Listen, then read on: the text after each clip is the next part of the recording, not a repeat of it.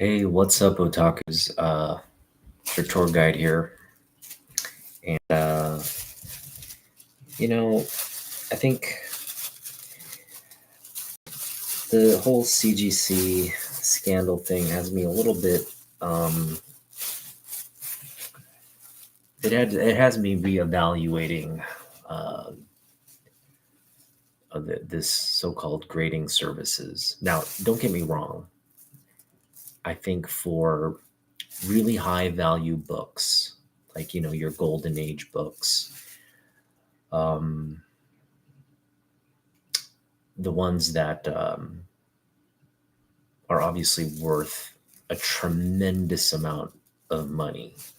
So I would say any book where you're paying more than maybe $10,000 for the value, that is probably something you do need CGC or a third party um, grading company to for them to validate the book, um, ensure that you know the book is uh, that it hadn't been tampered with. So basically, it's in its original form. Um, that no restoration was made upon it. Um, that you're basically authenticating the book. It's not like some kind of you know, it's not a reprint or a fake or a counterfeit. Um, and there are ways to do that, right? There are ways to like really kind of look over and based on the age of the book, the consistency of how the book was put together. They're just ways to kind of, uh, I guess, if you're a detective, unsmooth that fact. That's not what we're focused on here at all. So there is a value to third party grading, and I really do hope CGC, addresses the issue. They still haven't really addressed the issue. All they've done is they've pointed out some problematic books. They haven't offered a solution to this process. There's no transparency around their processes. I mean, I saw sort of a promotional video where they show all these people like looking at the books, like three or four people each examining the book. That is that's farcical nonsense because they're paying people, right, by the hour or salary, however they're paying these people to look at your book, and that ultimately translates into the cost. So the more people you have looking at the book and the more time spent on your individual book, that eats into their profit.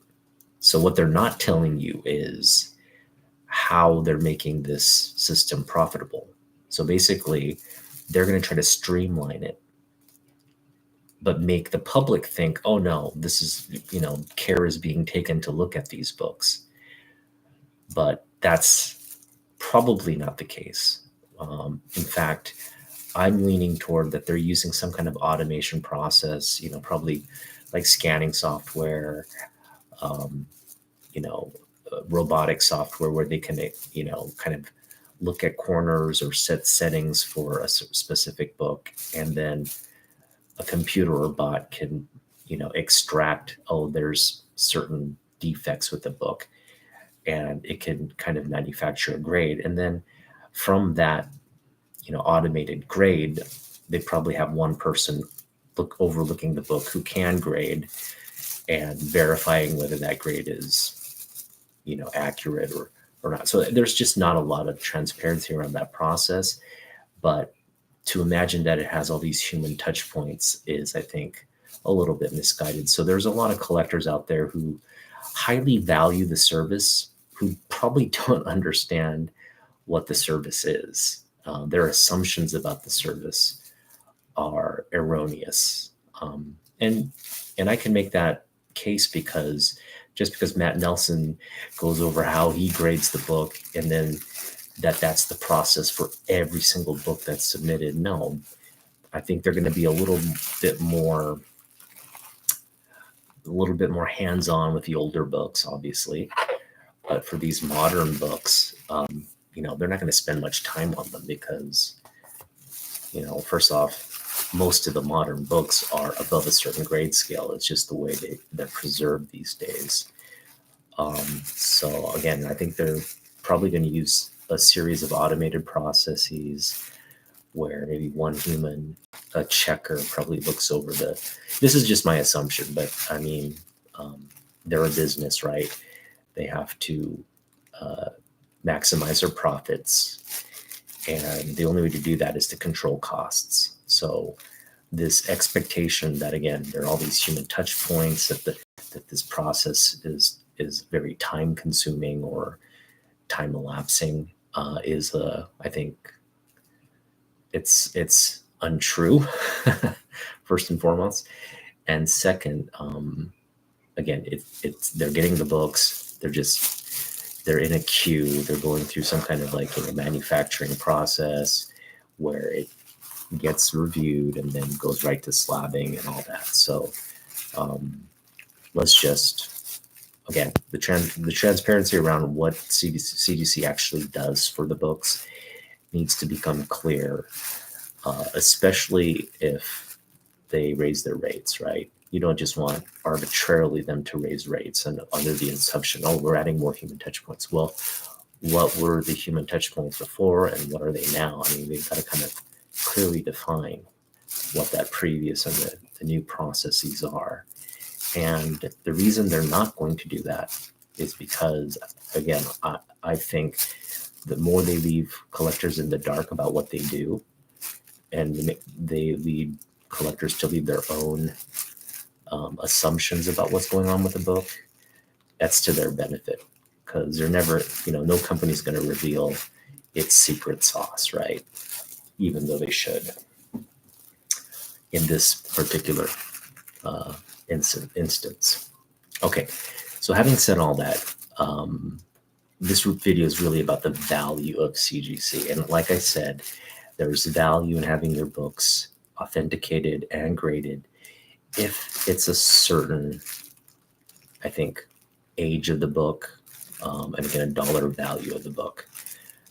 Because in those instances, I think they will have, the process now does involve a lot more like human touch points, especially with the older books, the higher valued books. They're probably going to get a lot more attention. So you're also paying more for that service when you're grading like an older book, like a silver or golden age book. You're paying more for that service, but that's because there's, again, probably more of a human element to it, and a higher quality of grading and examination of the book. Okay, so what this video is really set out to do is I'm going to grade my own book, and I'm going to use the CGC grading scale to grade it, and I'm also going to show you so basically what CGC is touting is that an individual grader will go through this process of handling the book, counting the pages and doing all that. And we're going to see roughly, how long it takes to do just a sort of a thorough run through of the book and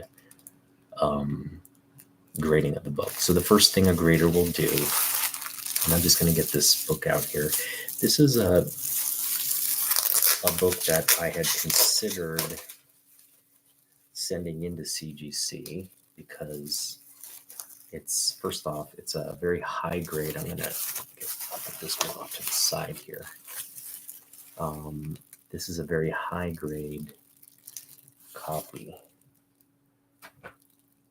It's a high grade newsstand copy here of Weapon X. Not a terribly expensive book, but it is a book that given if it comes back in a 9.8, a 90s newsstand, it'll carry a lot higher value than one would think, right? It just, these newsstands, especially the high grade newsstands from this era, they're rare. These oftentimes are difficult to get back in high grade. And again, this is not like a terribly incredible key, but it's my era of collecting, and this is a book that I just loved back in the day. The artwork, the story,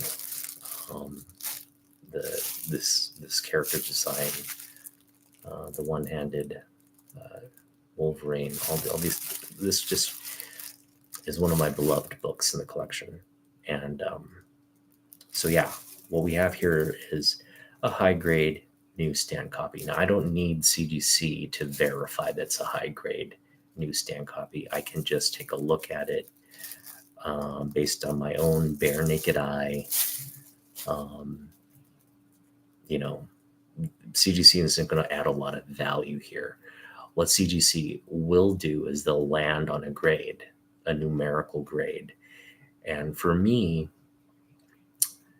I can, the question is whether this will come back a 9.8 or not.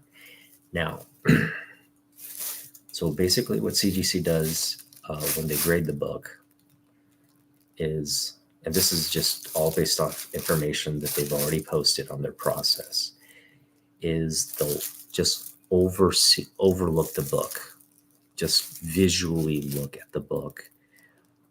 So what you're looking for are sharp corners, which this book has. You're looking for any signs of small to moderate. So we got to get some adjectives out of the way here. There's negligible. Negligible means pretty much like not visible until you closely examine. There's minor, where it's noticeable, but still, small in terms of the size and the appearance of the defect. Then there's small, more noticeable. Moderate, this is kind of like, moderate is something a little bit more severe, maybe like a bent corner, a large, like a color breaking spine tick. And then there's a major crease. Like this is where you get into, like, if you can count the size of the crease, like if it's longer than an inch or longer than I think the measurement is like longer than a couple centimeters, would categorize it as moderate to major. So in that sense, when I'm overlooking this book, there are no small, moderate, or major defects to the book. Everything is in the small to minor range. And this book hasn't been pressed. So obviously, if we were to send this into CCS for a pressing, that could improve the book somewhat. I am seeing areas where it may have an improvement, but you're paying what, $15, $20 for that additional pressing service. So you got to ask yourself, if this goes from a 9.6 to a 9.8 because of that pressing, is it worth pursuing? In this instance, yes. A 9.6 and a 9.8 on this, there's a dramatic price increase. So if I were to send this into CGC, I would definitely want the pressing services, because what we're gunning for is a 9.8. Okay. Now, this, in my opinion, would not come back a 9.8. And I'm going to go into why it won't, because you can't really see. All right, so what I'm going to do is I'm going to flip this around and hopefully you can get a better angle of what I'm talking about. So I'm going to kind of angle the camera here and go along the spine, and you can count now these are negligible to minor defects of the book. So basically a 9/8, you can have one or two negligible defects on a 9/8. Okay. So everything we count from this point on, well, first off, before we even get to the negligible defects, what a grader is going to do, let me put this back up here. Before we even get to that, we need to count the pages. Okay, so what I'm going to do is I'm just going to open it up. What we want to do is we want to count 36 pages. 36 pages. So, and this is where,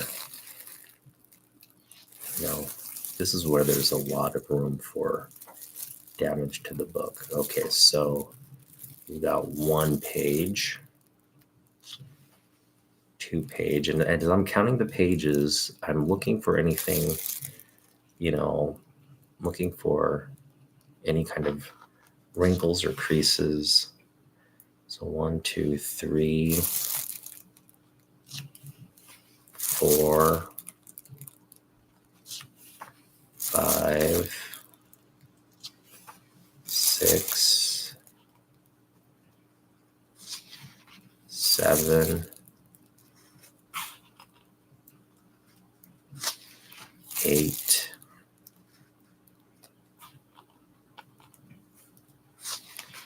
9,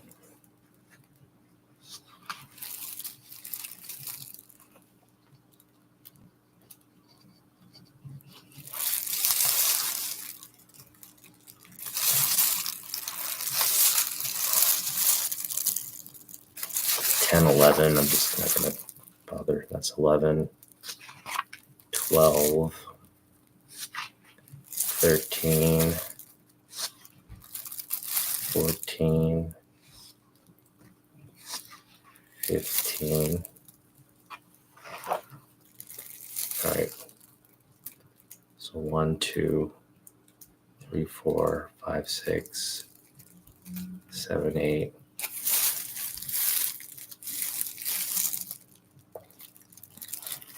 All right, so I'm just going to count 1, 2, 3, 4, 5, 5. Do the center fold. 6, 7, 8, 9, 10, 11, 12, 13.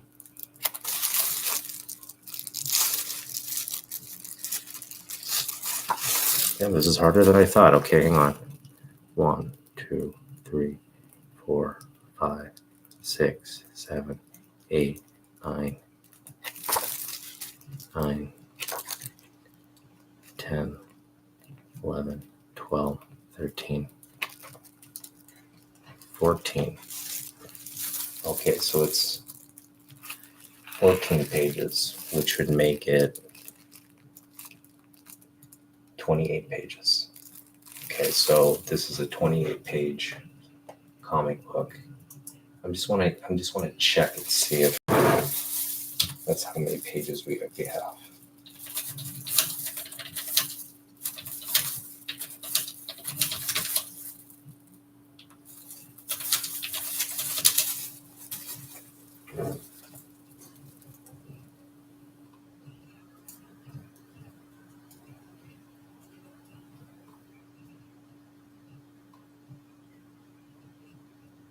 Okay, so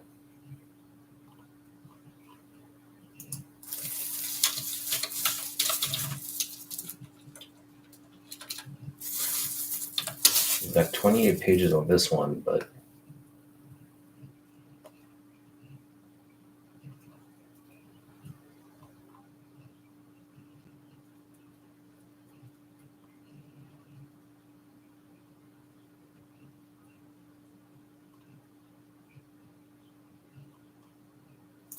just check.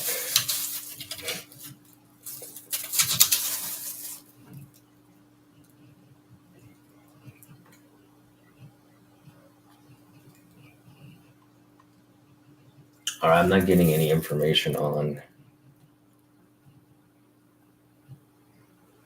the page count for this book.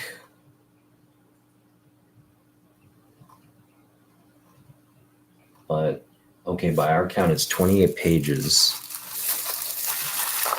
But it should be either 32 or 36. Let's just count again. 1, 2, 3, 4, 5, 6, 7, 8, 9, 10, 11,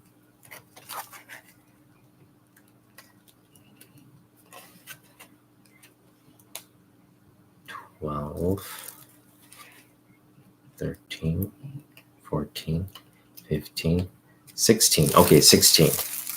So it is 32 pages. All right. Wow. All right, we spent a good amount of time just counting the pages. So now, as I was counting the pages, what I did notice was there were some indentations here on these latter pages. I think you can probably see it maybe there.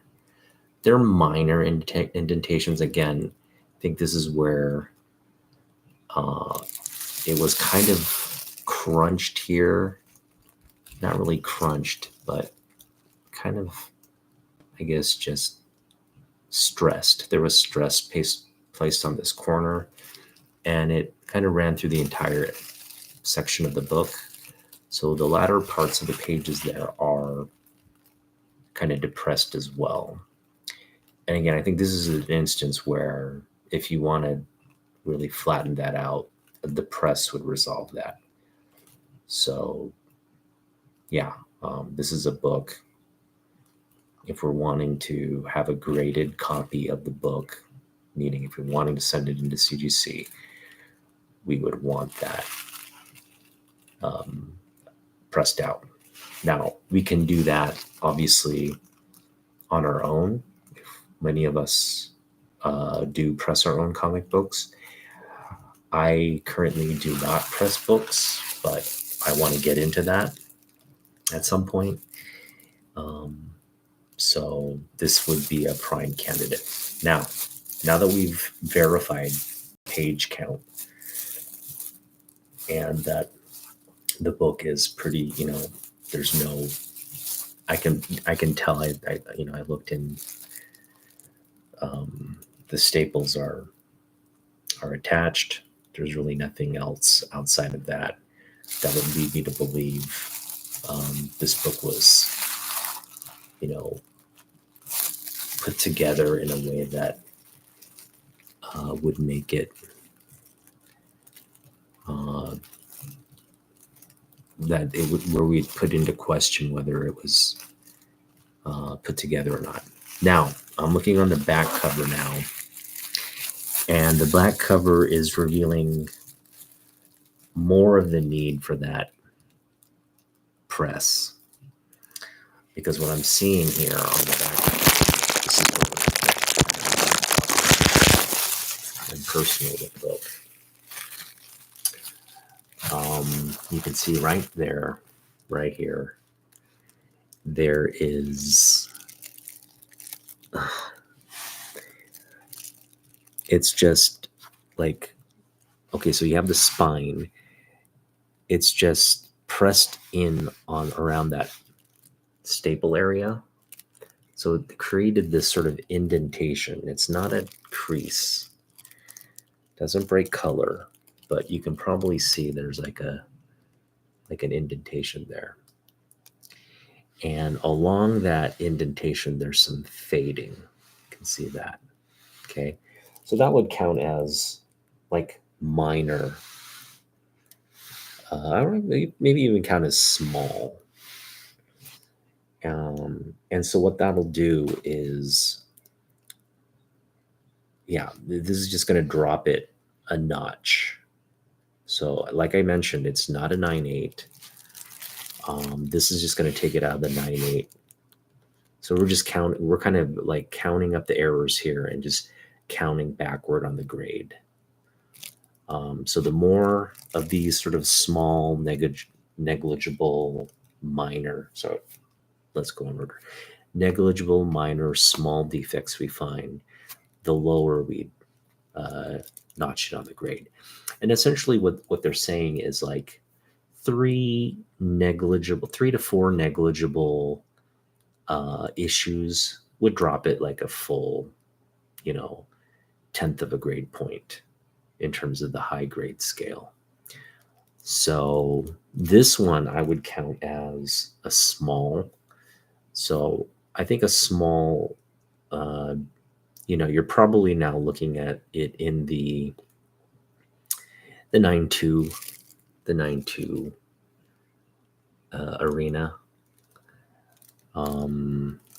And I think along with the negligible ones on the front cover here, I'm going to just put this down for a minute and then flip over the book.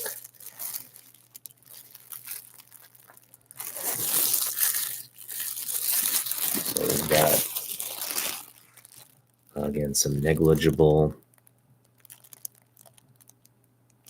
I'm just going to kind of point them out as we go along here. We've got, there's one right there, spine tick. I don't know if you can see that one. It's like really negligible, but there's a couple. They're not spine ticks. They're just kind of like small indentations. There you can see it right there. There's that indentation right there. I guess you could call that a tick. And again, like I mentioned, there's that. You can see here too. There's sort of like an indentation here from the spine, kind of folding in. And this is where, again, I think if this book got pressed out, all of that would get resolved. Now, the risk of using the right pressing materials is sometimes when you press it, it can press that and actually kind of break color and make it exacerbate that issue. So this is an instance where maybe a presser without really a lot of experience or a good, just a good process in terms of having the backing boards and making sure it's not pressing the book too firmly would make a tremendous difference. So I think in this instance, like using CCS would, if we're utilizing the grading service, sending this book to be pressed before it got graded would be the best way to go about it. Okay. So again, we had one, two. So 1, 2, and we'll count that small, the indentation, the fading on the back and the sort of leads to the front. Then we have that corner.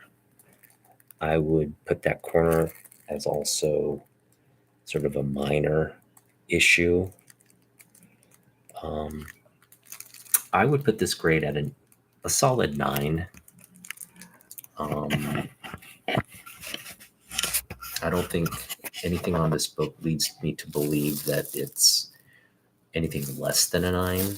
And in fact, I know if these minor defects and again this corner, if you can get that out with a good press, all those issues, if we could resolve them, this would be much higher. We probably in like a 9.4 at that point, right? Possibly even a 9.6, but depending on how well we could press that out, what leads me to believe it wouldn't get the 9.8 is just that fading on the back, which is a manufacturing, close to what would be considered a manufacturing defect, just the fading there. It wasn't from like handling or anything. It's just, you know, uh, the stress on the spine of this book caused that ink to fade over time. So, yeah, this book hasn't been handled all that much. The little spine stress here, again, if that gets pressed out, it's not color breaking at all. And if you get just it looking smooth and flat, corners are still sharp. They're just, again, that little corner issue from just like a small stress on the corner there, just kind of bending back all the little pages. I put this at a solid 9.0, like I said. And, but bottom line is we were able to verify, it's a complete book. There wasn't any kind of like handling or, anything done to the book. And I can confidently say that just because this is a book that, if it was like there was color touch up or something, I don't imagine anybody who would go to the bother to do that to a modern 90s. I mean, maybe they would, but I would just bet that was never done to this particular book. So there we go. This is an otaku graded book. And when I just compare it to my direct edition, this is also around the same grade, So I think on average, most of the books from this era, because this is, like almost a 30-year-old book now. Most of the books from this era are just going to have minor handling defects from being put in bags and boards, or just sitting, maybe being read once, or, most of these books are either read and you can obviously tell they were handled, or they were part of somebody's collection, maybe read once, maybe put in a bag and board a couple times, but very minor handling, and still a high grade quality book. And that's what we have here with this newsstand edition. Whoever got this off the newsstand or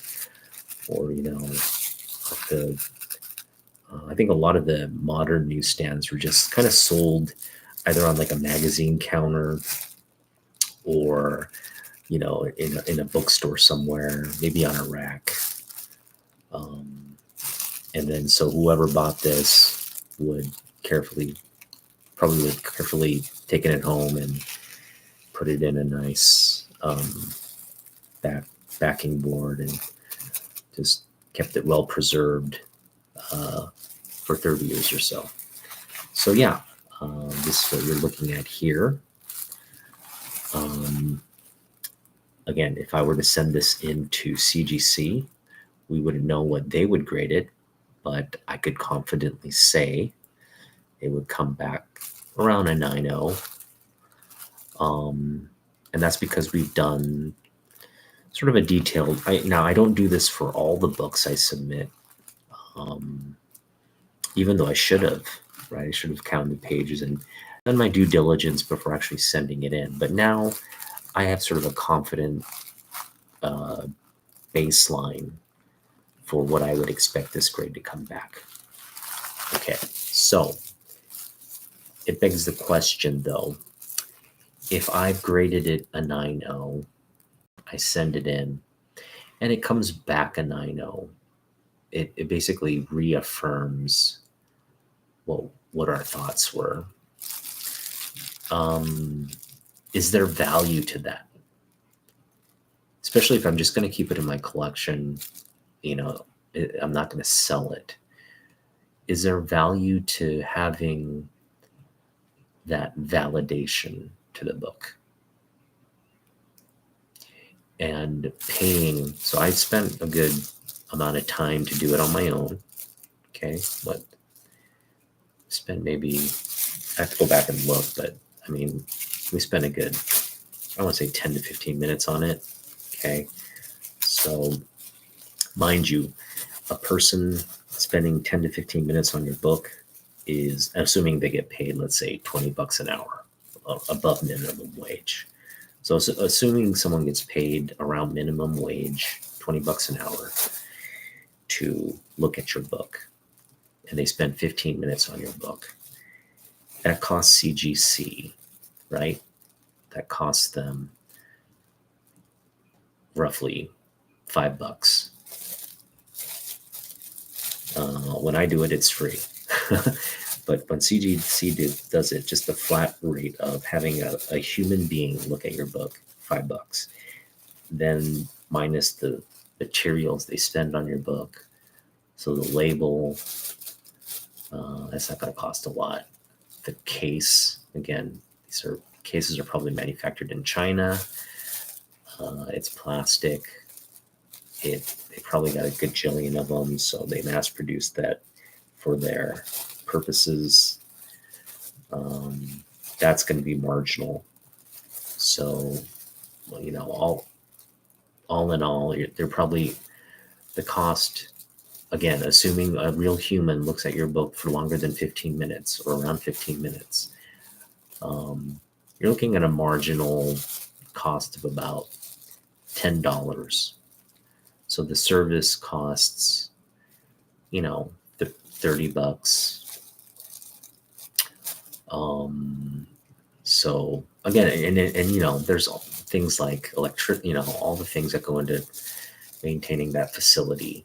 So the electricity, the utilities, the monthly, rent or lease or mortgage or whatever, whatever they're paying for the facility to keep the lights on, all the people employed, you kind of wrap that up into sort of some of those hard costs, right? And then the time invested, those are also hard costs, but really soft costs because you're paying people, right? It's people's time. You've got to really get an efficiency and a good supply of books for that business to stay profitable and in business, which CGC has done. They've done a great job of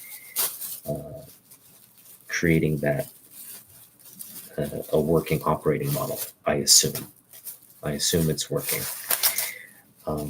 What will damage that model is drops in volume of books sent. Okay. And again, changes to having to spend more time on a book. So those are some things to consider. Now, I think the community's in agreement. We're all expecting whatever process changes or, just the investigation alone, moving forward, we're probably going to see a price hike. So it's currently $30. We may see it go up to 30, 35, maybe even $40 for essentially what I just did here on my book. Okay. What you're getting in return is, again, that process. And at the end of the day, a book in an inner well sleeve that protects it from, humidity and heat and all that, encased in hard plastic. So it's going to protect it even further. Now, there are ways to do that, on your, with your own materials, but that's going to cost you money as well. But it won't cost you, 20. Hey, what's up, Miss O? It won't cost you $20, right? You can put this in a top loader, in a Mylar, clear backing board. Probably cost you a few dollars to do that. It's not going to cost you over $5 to do that. If you're buying it in bulk, it'll be cheaper. But there are lots of solutions to keep it in similar protective, in a protective state as CGC. And I keep mine in, again, Mylar, clear backing boards, and a top loader. And I feel like those books are just as secure as leaving it in a CGC case. Now, obviously, a CGC case is going to be a little bit more protective because it's sealed, but at the same time, it takes up a lot more space. It's heavier, and you can never really look at the book at the end of the day. Whereas what I currently keep my high grade books or my high value books in, I can access the books. I can open them up. I can, do what I want with them. And then at the end of the day, seal them back up and put them back in the top loader. So there's a little give and take on both, advantages, disadvantages to both. But what I really want to kind of stress is, if you want to grade a book, okay, you can grade a book. In fact, that's what's so great about this community. First of all, you can learn how to grade. As I've shown you, everything I just did today, I've learned from the community. I've learned from resources available. I've even learned from CGC on their process, right? Everything I did falls into that category. And again, it takes time for you to, you have to look at a lot of books. You have to kind of train yourself. But once you've done that, that's yours. No one can take that away from you. And, I think all of us can reach a certain level of, grading, in terms of, I would say grading, what's the word I'm looking for?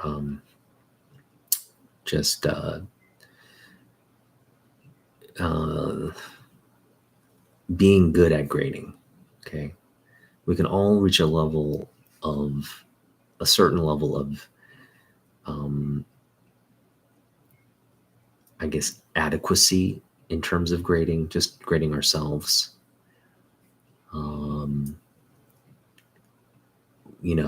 I wouldn't say I'm a professional grader by any means, because there's a lot of kind of factors that go into, is this minor, is this major? I mean, for me, it's just kind of eyeballing it and doing my own subjective take on what's small, what's negligible, what's minor, all those things.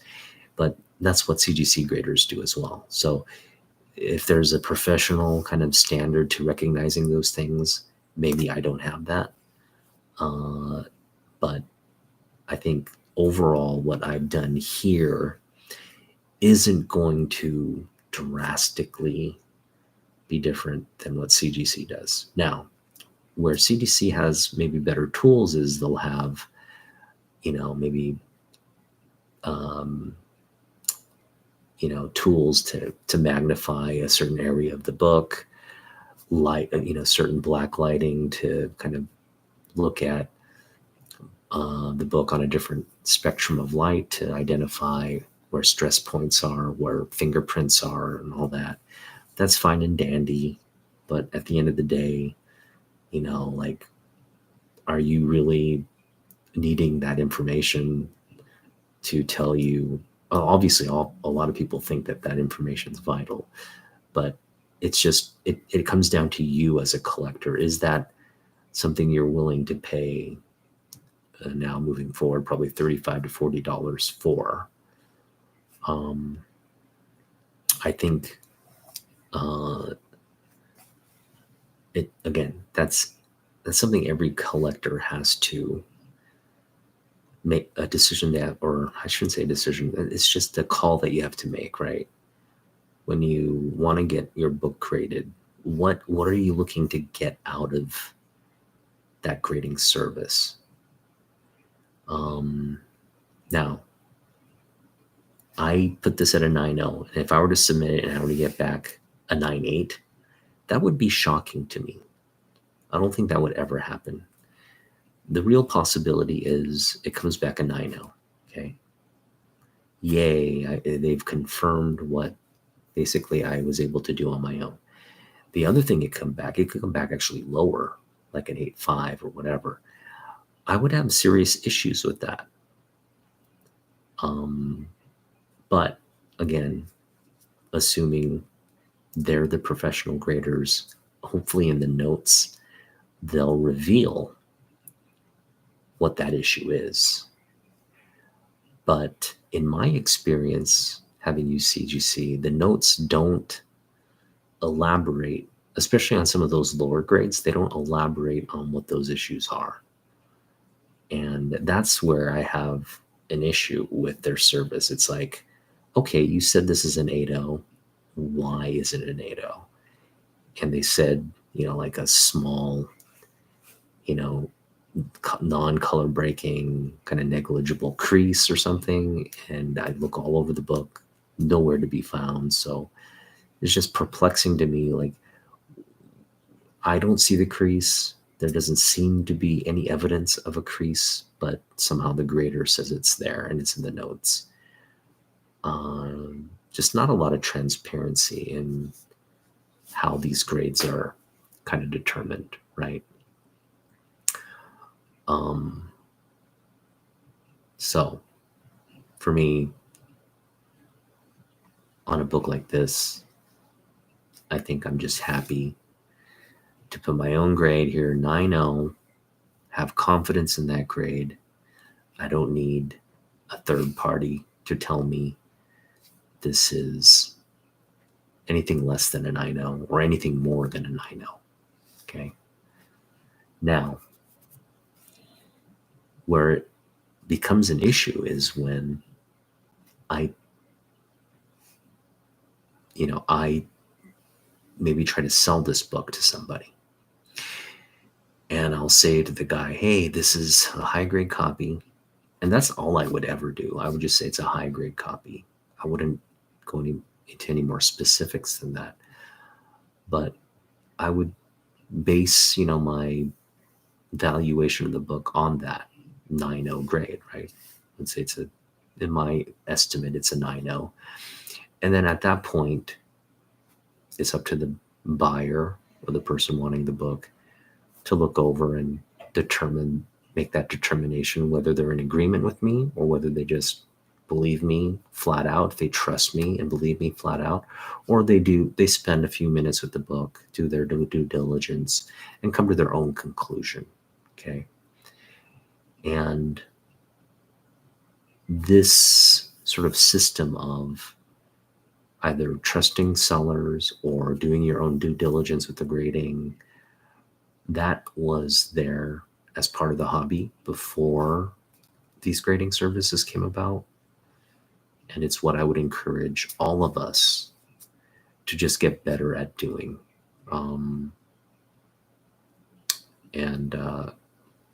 Ultimately, if the community is more informed, more educated, and, it's not like, obviously you guys have feedback. I can get your feedback on what the grading is as well. Like we kind of poured over the book together.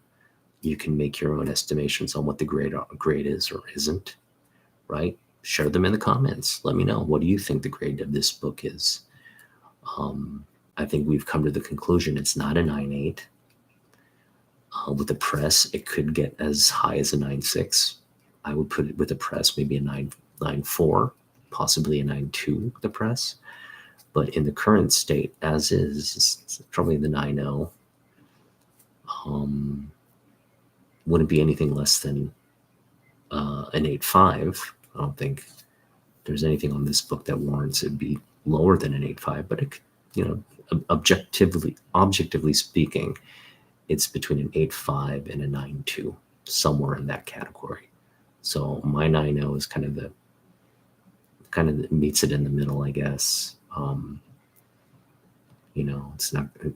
It's going to either be one grade lower or one grade higher than a 9.0, and I'm confident with that. Now, I could ask other people whom I trust. Like, I think a great person, for me as a resource would be like Roger. I'd reach out to Roger and say, hey, Roger, I got a book I'm really curious about. Here are my thoughts on why I think it's this great. And, if he were doing it virtually, it would be a little harder. But if he had, if he were in my presence and we could look over the book and he could grade the book for me, I would trust his opinion too. In fact, I would probably just, his opinion, whether it validated what I already knew or maybe added some more information that informed what he thought the grade was. But if it was different from mine, I would be all, very open to that opinion because I trust his experience, his grading of the book. And we all have these resources around us. That's what makes this community great. We've got people new to the hobby who are learning these things. And you've got like veterans who've been maybe buying or selling books or collecting books that have a lot of experience with that as well. Every comic book shop owner that, especially the ones in my area, they all have degrees of like grading skills, but I trust all of them because they've all put in the due diligence to understand grading, how to look at a book, what makes a good book more valued or devalued based on condition, right? Every single LCS that I frequent, they grade the books themselves and they price the books based on that grading.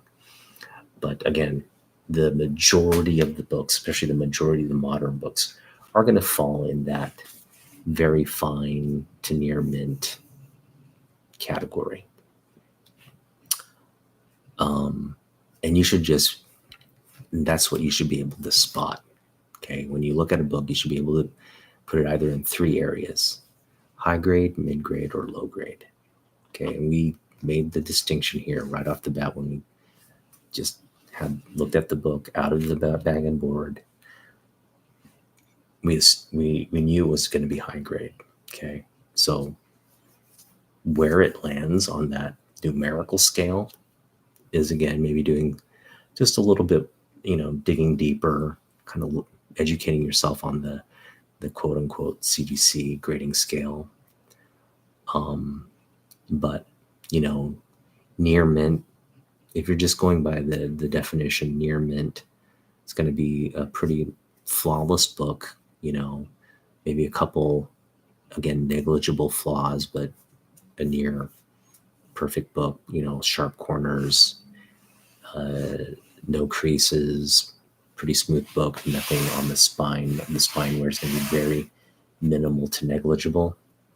You look at a near mint book, near mint minus, again, spine tick here or there, maybe a small blunt on the corner, near mint minus. Very fine is where you're going to run into like some, I think minor issues, minor to small issues. And I'm just, I can kind of, I'm just doing this kind of action here with my camera. But yeah, let's move on. Okay, so we've graded this book 9.0, very confident in my grading of the book. So and that's kind of where I am with grading now. I don't feel like I have to grade a book like this ever. First of all, it doesn't warrant any value to have it come back. Having like a Wolverine like label on it doesn't really do anything for me. I don't need to spend an additional this book isn't worth more than $30 to begin with. If it was a 9.8, yeah, it'd be worth a lot more. But as is, I think it's around maybe a $20 book, if that. And doesn't make sense to spend all that money to get this in a slab and then attach like a $50 value to a book that's not even worth 30. So you'll see this will come back at a 9.0. You'll see sellers selling this for like $70, right? 20 plus the 50 and the shipping and all that. It adds up. So yeah, if you are on the market for a book in a slab, you're automatically assuming, okay, slab fees $40 to $50 on top of what you value the book as. Let's say you value this at $10, then you're looking to pay $60 to $50 for a slabbed copy of this 9.0. Whereas if you were to just go out and buy it raw for $5, I got this for 50 cents, by the way. And you could grade it yourself and be confident in that grading.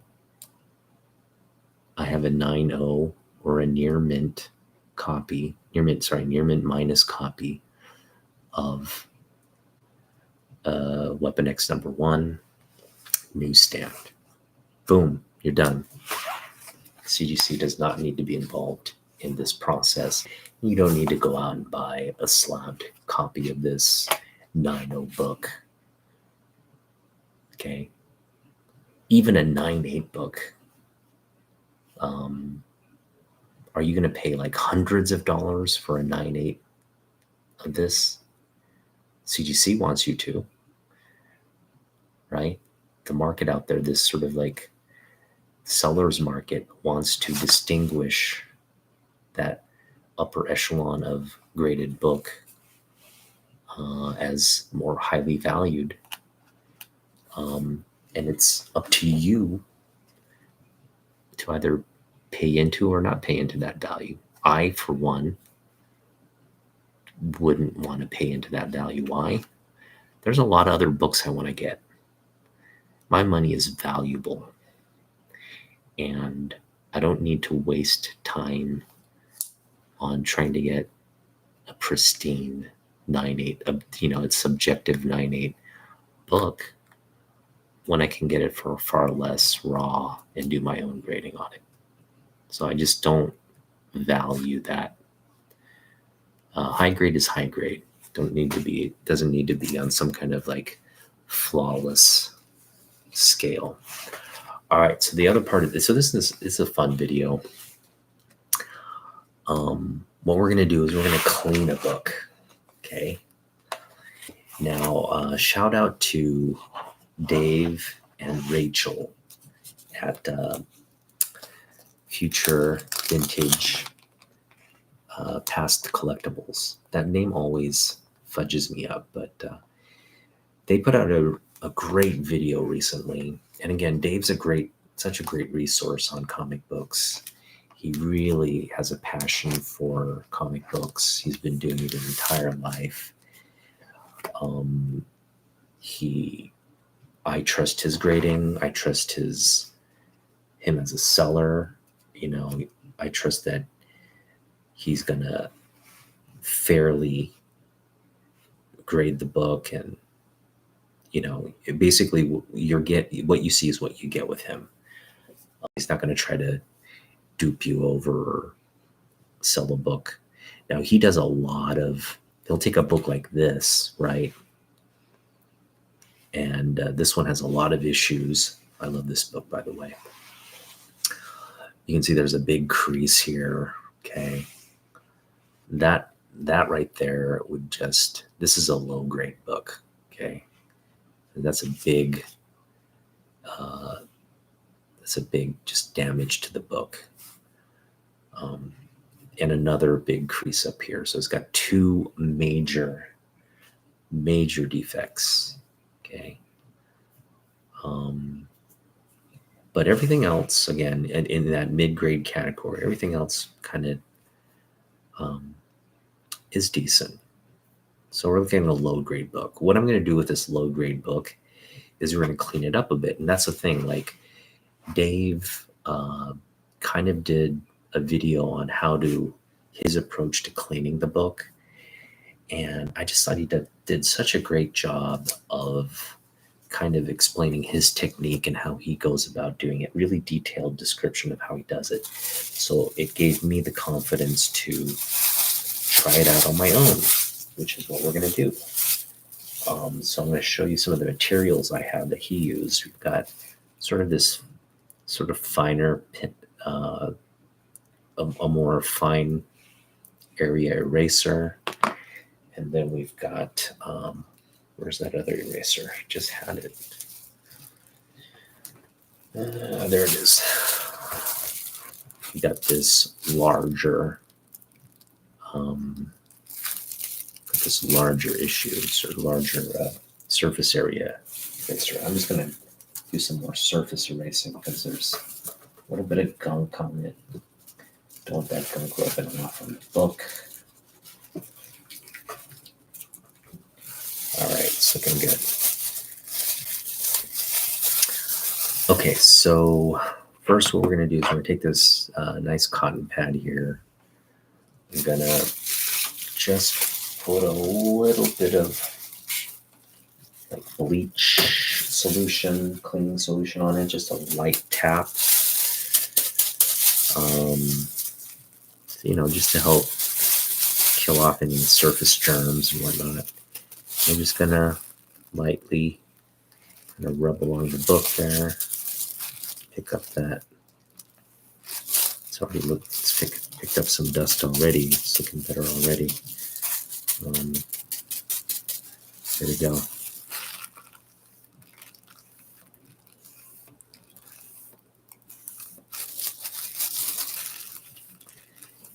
And we're going to just get this book looking a little bit cleaner is all we want to do.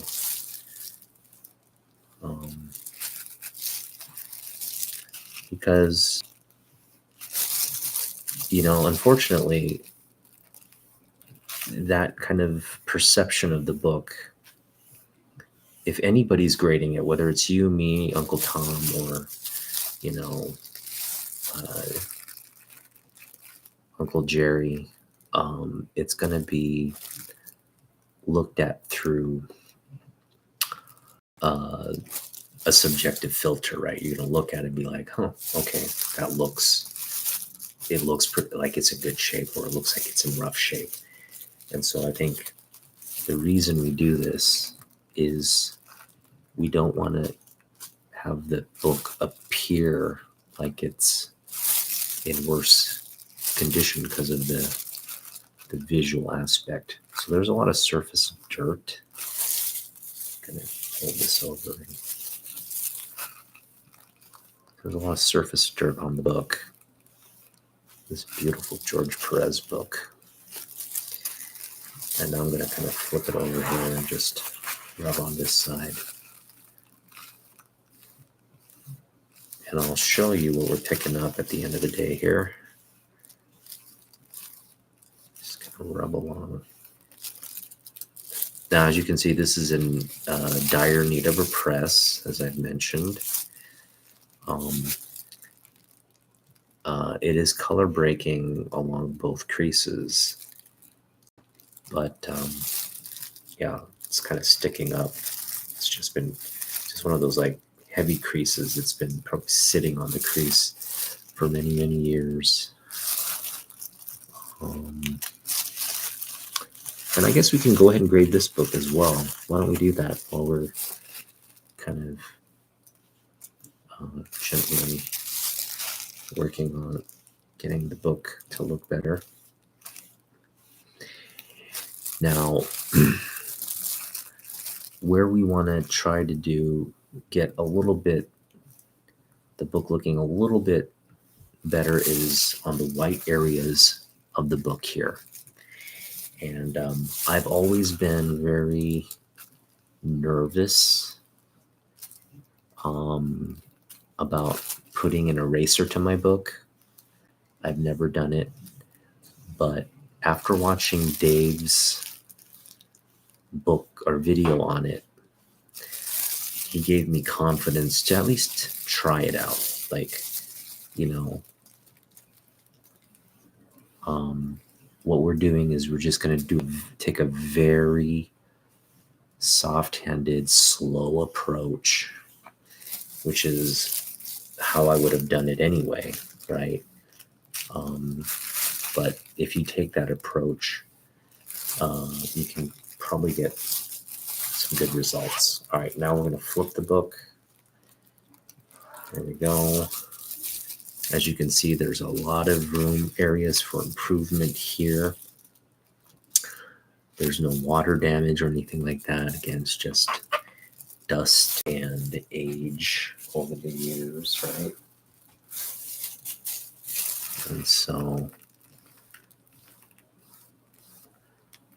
there we go.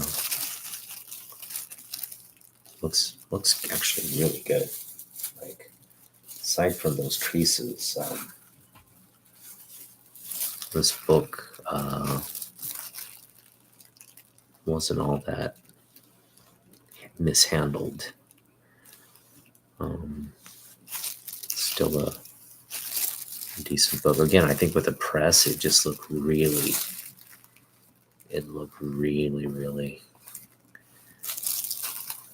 really good.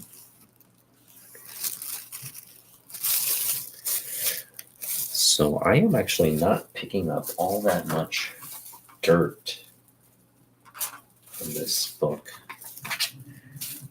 which is a little bit surprising,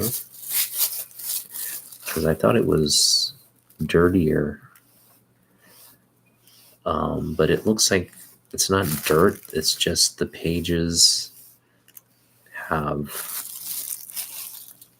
the paper's just oxidated, so that brown isn't coming out of the book. With a wipe, at least, it's not coming out. It's not something we can wipe off. So I think I do recall wiping this book when I first got it. So we're not getting much dirt from that. Okay, that's about as much dirt as we got. And again, I did clean the book when I first got this book, so it's already went through this process. So where we're going to try to improve it a little bit is with the eraser. And so I have, again, a section here. And this is where, again, according to Dave, you just want to erase in one direction and just put the lightest of pressure on it. Okay, no pressure whatsoever. Just rub in one direction.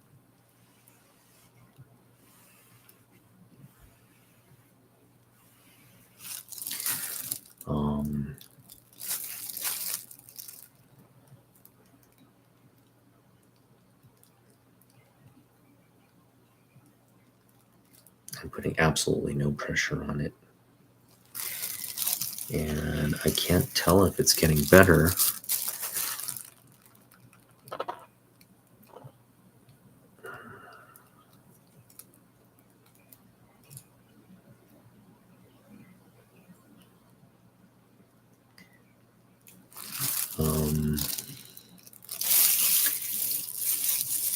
I see something sloughing off the eraser, but can't tell if it's dirt or, again, I don't want to affect the gloss of the book at all, but the gloss doesn't seem to be, we're only doing it to the white areas of the book. So let's see here, if there's a little brown area here, I'm going to turn it around so you can see it. We're going to just get this section here. Again, I'm just going to rub along there. See if we can't just get that. Let me know if you see any kind of tangible effect.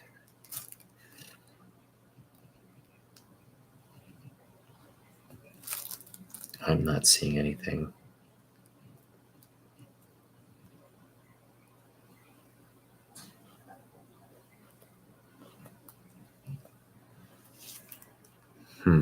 I am seeing some residue come off the eraser. So something's sloughing off.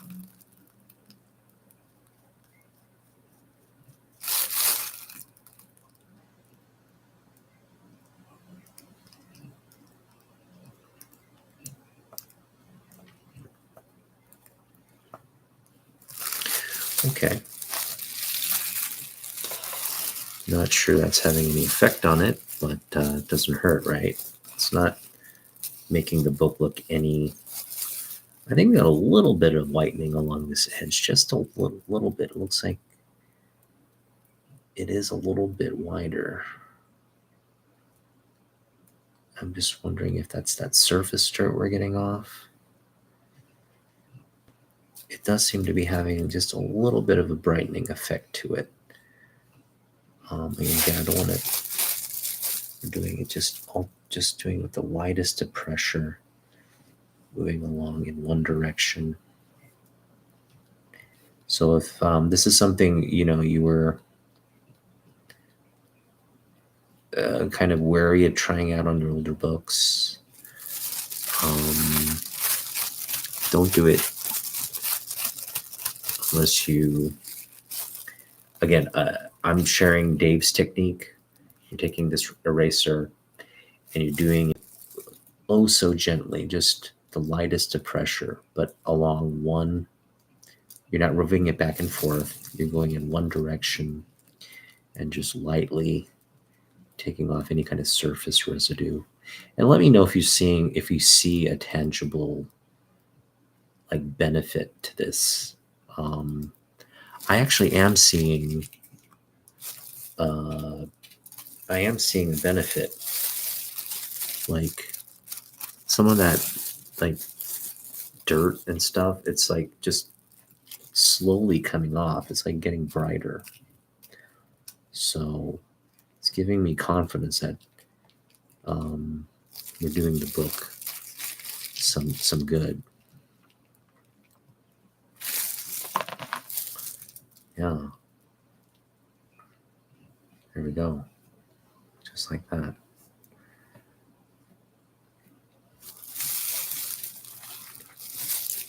Gonna do it on this inner part of the book as well.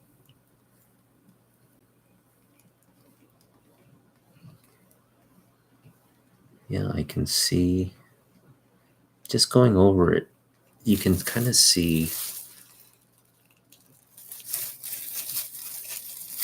there, like you can see the where it's affecting the book, where it's making it lighter. That is just kind of cool. Didn't think it'd have that much of an effect, but it is. I don't know if my eyes are playing tricks on me, but it does look like it's cleaning the book. Right? Interesting. Let me just focus on this area because it's really brown in this area here.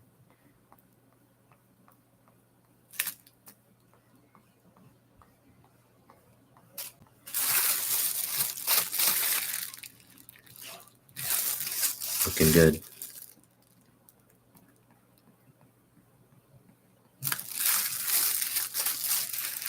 Okay, and then I'm just gonna do this edge here. Then we'll kind of shift our focus to the front of the book.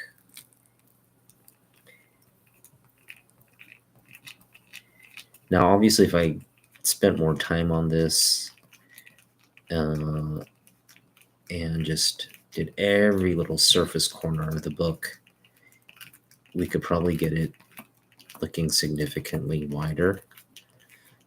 But I'm not going to go through that entire process. Just going to, again, just get the edges looking a little bit wider.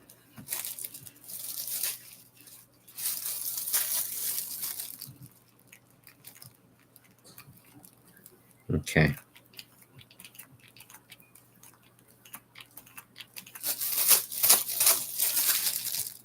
This is fun. I'm having fun.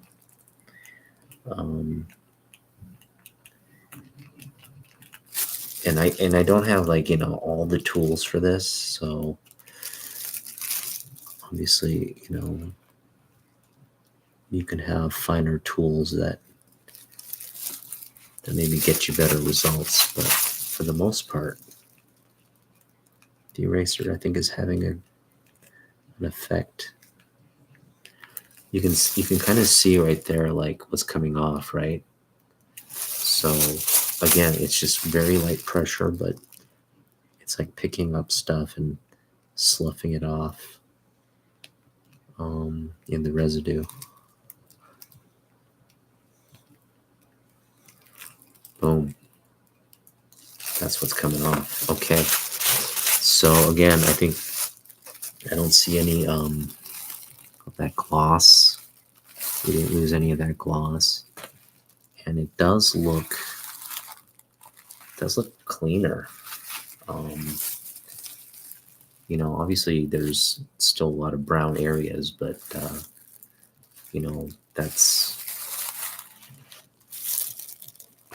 yeah, again, it just looks better than before. And if we spend more time on it, we can definitely probably get looking really, really white and flawless. But let's just focus on this front cover for a minute here. Let me go across here, just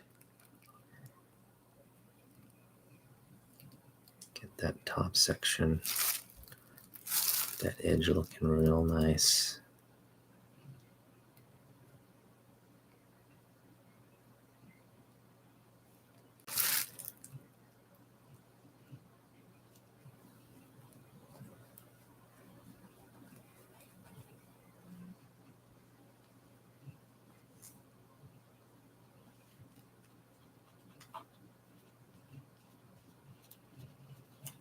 Oh, that's what we didn't want to do. Let's see here. There we go.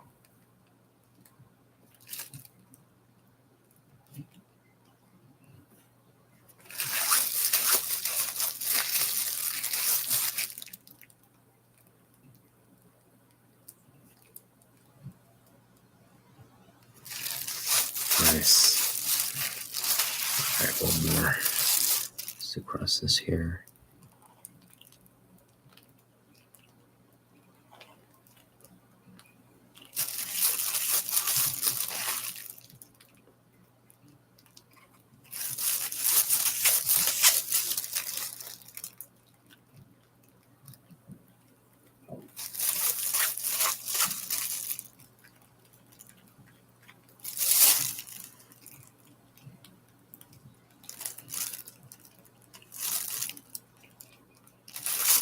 Okay.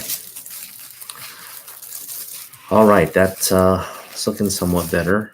Just gonna go along the spine very gently.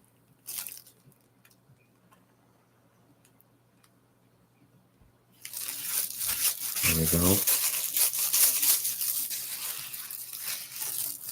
Go along here very gently.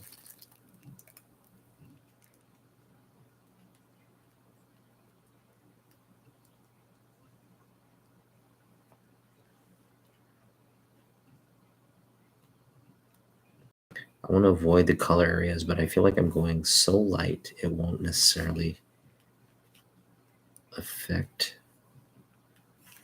the ink or the colors. Just get that white looking a little bit lighter.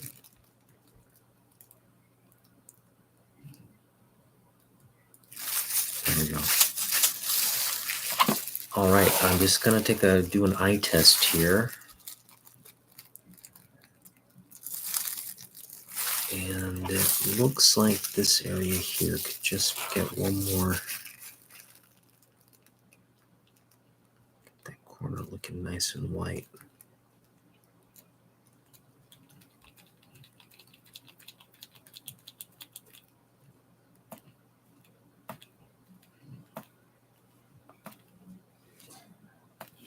Boom. I think that's as good as we're going to get it. I don't know about you, but I do see just a subtle difference, that it has whitened the book just a tad. And again, it's in dire need of a press, but we're going to go ahead and grade this book, and I'm going to give you my opinion on what the grade is, and feel free to grade along with me and share your thoughts on the book. So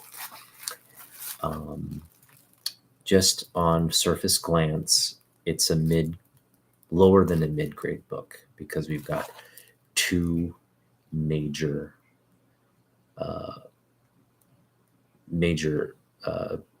handling defects with the book. One is this very long, I'd say it's about a 3-inch crease that breaks color. That's the first major defect. The second one is another color breaking crease along this part of the book. Not as noticeable. Hey, what's up, fanboy? I'm grading books now. I'm grading my collection. So this breaks color right around here. So two very major color breaking creases. Okay. But outside of that, everything I think would fall in this small, nothing moderate, but would fall in this small category. We've got a series of spine ticks here that don't break color, that you can't really see, but I'm just going to count it with my finger. 1, 2, 3, 4, 5, about 6 spine ticks along the spine. Okay. Again, nothing that apparent, it's just small to minor. So again, with these creases, I would put this in, I'd drop it down to the 4.0 range. Okay. Just with these two major defects. With the minor issues there, that also translate along the other side of the book. You got, so here the spine issues are a lot more apparent, but again, nothing beyond a small, they're just small issues, if anything. But again, the majority of the flaws of this book come from the discoloration of the book, the creases, and the subsequent inner pages that have been affected by the creases as well. You can see there's a bend in the book there, right? So again, like I said, this is in dire need of a press. Press would just flatten the book out, make it a very presentable 4.0, I think. Yeah, after a nice press, it would be in the 4.0 range. But more like, I would say more like a 3. This pickup was a $3 pickup from Mill Geek Comics way back in the day. So we got this for $3, knowing it was a low grade book, and we probably overpaid for it. I don't mind though. It presented well. You can see like this image here, just outside of the color break here, it's just a very vibrant image. So yeah, again, with the press, it could be a 4.0, 3.5 solid. Even without a press, I put it in the 3.0, 3.5 range. 3.0 is actually being a little harsh, because like I said, it's got so many negligible issues with the book, like assuming these were absolutely just assuming this wasn't there, all these negligible things about the book would probably put it in the fine category. So yeah, I mean, this would drop it down to that, again, that 4.0 range with a negligible. I would put this grade at like a 3.5, 3.0, 3.5, nothing lower than 3.0. Yeah, somewhere in a 3.0 to 3.5. Again, with the press possibly higher than, possibly up to a 4. But for the most part, 3.5, 3.0. That's, yeah, I'm just going to put the grade at a 3.5. And of course, with the press, okay, in the current state, it's a 3.0. With the press, 3.5. Okay, just if we were able to flatten this out and just get it looking smooth, it would be, yeah, it'd be just a beautiful looking 3.5, possibly 4.0. But in the current state, we're going to go 3.0 because of all the bent pages and whatnot. So we're going to go through and count. This should be, again, a 32 or 36 page book. So we're going to count the pages here. Oh, wait a minute. We got a little bit of stickiness here on the pages. Oh, there we go. Okay. Nothing didn't tear or do anything like that. I am seeing a little bit of a staple pull there on the inner part of the book. But that wouldn't necessarily detract it from the grade I already gave it. It's going to be still in the 3.0, 3.5 range, I think. Yeah, beautiful looking book. 1, 2, 3, 4, 5, 6, 7, 8, 9, 10, 11, 12, 13, 14, 15, 16, 17. Ooh, this is bigger than a 7. Wait, so 17, 18, 19, 20, 21, 22, 23, 24. So this is a 48 page book, and I think it says that on here as well. Larger size. No. Okay, so this is a 48 page book. So it is larger than your standard issue. It's got a free All-Star Squadron preview pullout. So let's just see if that's still in there. Some kid didn't rip that out, and I think I did see it in there. So this should be complete. We're looking for that preview. Yep, it's right here. As you can see, it's intact.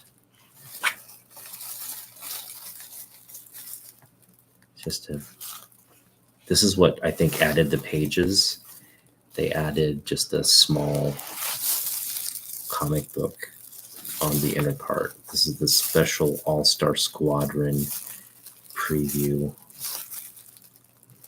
So this is the first appearance of All-Star Squadron right there.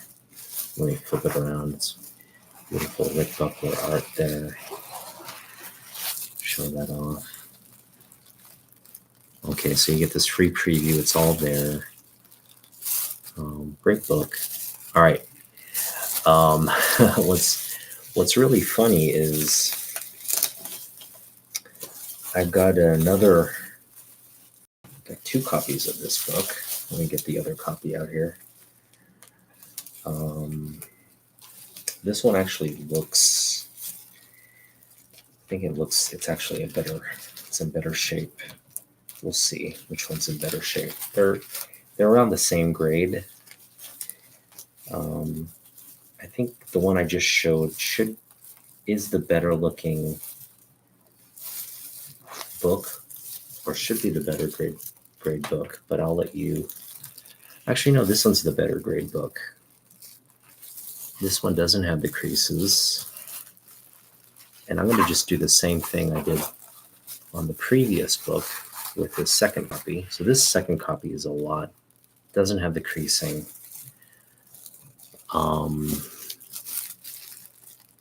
It's, let's just see if the pages are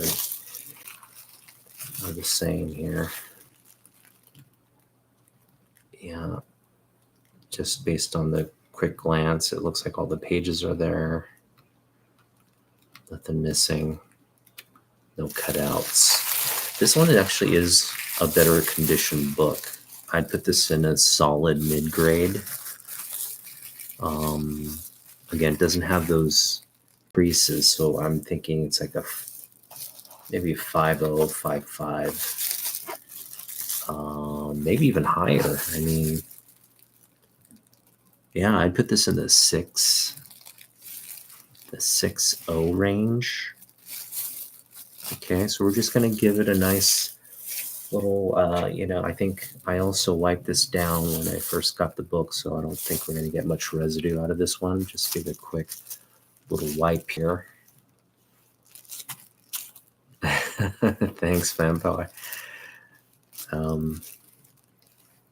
Yeah, not to hate on CGC, but I think we need to really do a hard reset and reevaluate why we love our books, right? And we as collectors should be a little bit more diligent and have more confidence in our grading ability. Like, what separates me from Matt Nelson is I don't think that much. Obviously, he's just been doing it longer. But in terms of being able to assess a reasonable grade on a book. Oh, no worries, man. I know you're watching it on the rewinds. Dude, just have so much love and respect for you, brother. All right.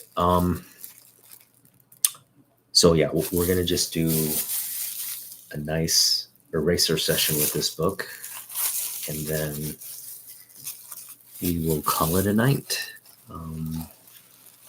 Hope you're enjoying this as much as I am. I think here we can get it looking really, really clean. You've just got this big white border here that's looking a little musty or dusty.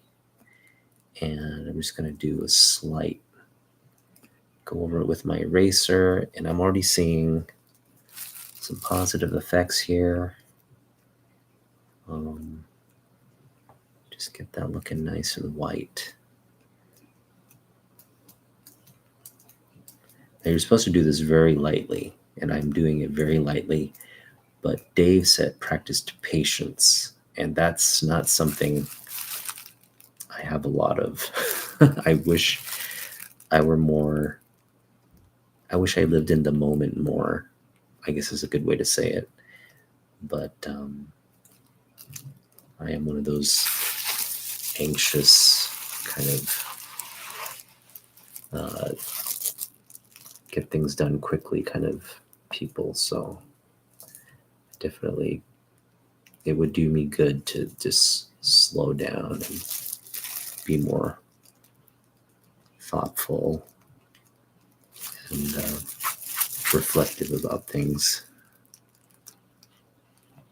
Yeah, this wow, I'm seeing a really, like, we just got this. So let me show you what I'm doing here. You see that dirt all along there, along that edge here? can see it right there when it comes into focus. If it comes into focus, when it comes into focus. There we go. Okay. You can see that dirt right there. Well, it was more noticeable before, but we got a good chunk of that spine. Like we got cleaner. It was like there was like just a line of dirt there, and we got it off. It's incredible. So yeah, on this particular book, we're seeing a real, tangible cleaning effect on this book in particular, which is great because that just makes me want to kind of reassess what's in my collection and maybe spend a little bit more time doing stuff like this with you guys, rather than just, I mean, I'm going to always ramble. You guys, I think that's why people like watching my videos. I like to ramble and go off on tangents and have just sort of out there opinions about stuff. But I also do love this hobby. Let's see if we can get this. I'm going to do it very lightly. Get this, like, is that ink rub? What is that? I don't want to spend too much time on that. Just get the wide areas here. There we go. Get this edge here, just along here. Patience, as Dave said, patience. Do it slowly. So this is actually a much better conditioned book. And I don't know why I thought this other book was better, but this is much better in terms of condition. I don't know why I had it on the bottom of, the back's looking. Now, obviously, both copies need a press, but this back cover looks very white. In fact, I don't think I need to do too much erasing on this back. It looks fairly white. Just kind of maybe run just a couple times up and down the book. Boom.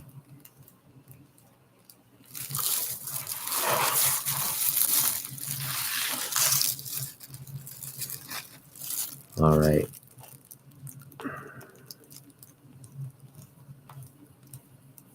Yeah, I mean, I think the eraser, just in terms of that surface dirt, it does kind of wipe it off. So what I mean by surface dirt is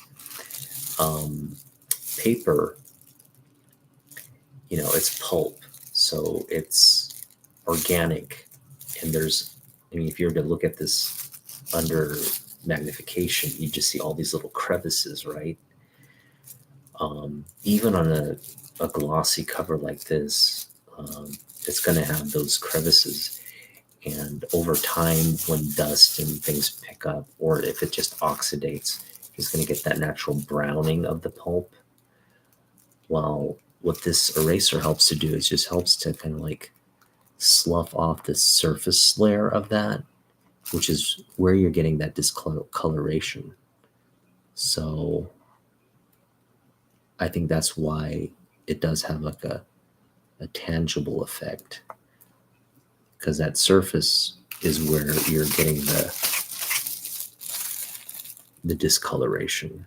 So if you're able to just kind of cleanly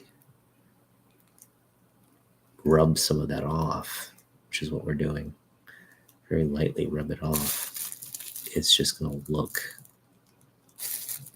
significantly cleaner and whiter. I'm getting,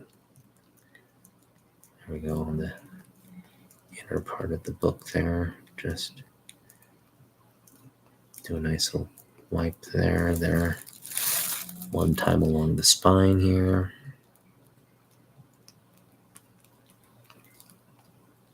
Yeah, I couldn't believe when we did it along the spine, all that, there was just a line of dirt that just vanished. That was very reassuring. Okay. All right. I don't think I want to do any more than that. But this book is in much better condition than that previous book. So yeah, just grading this book. It does have many, I would say, small issues. The corner is not sharp. All four corners aren't sharp. They're kind of blunted. So those are small defects. That would put it in,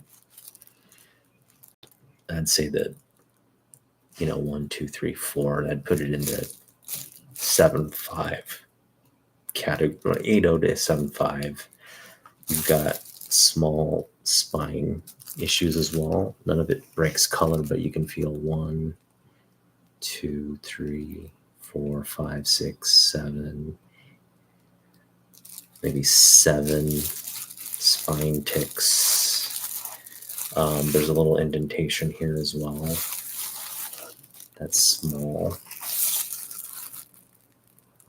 So the spine ticks kind of go on the front and back of the book as well. So on the back, we've got about the same amount. 1, 2, 3, 4, 5, 6, 7, about 7. So again, small, I'd say, yeah, minor.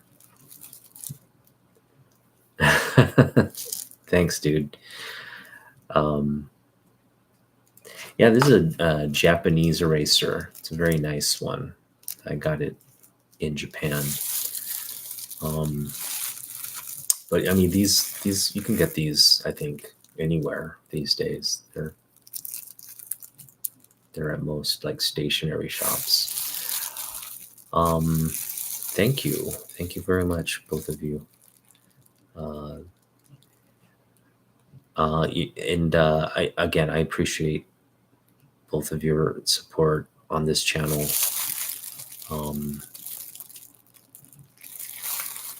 Yeah, it's just great to have you as a part of my close-knit community. Appreciate you both. But yeah, getting back to this book,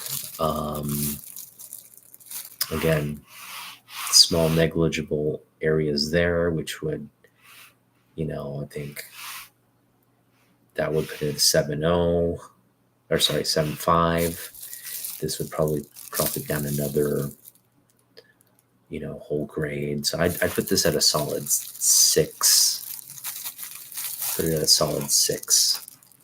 With the press, higher.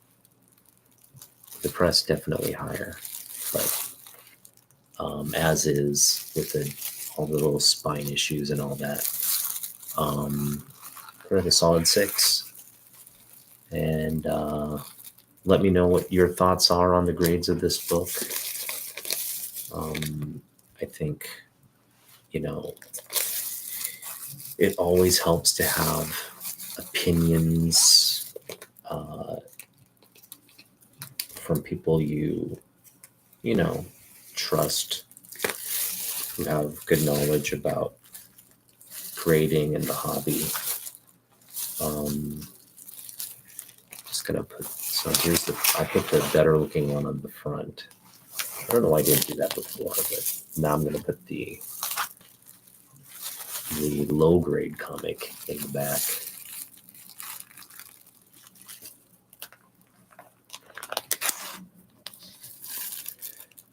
Yeah, it is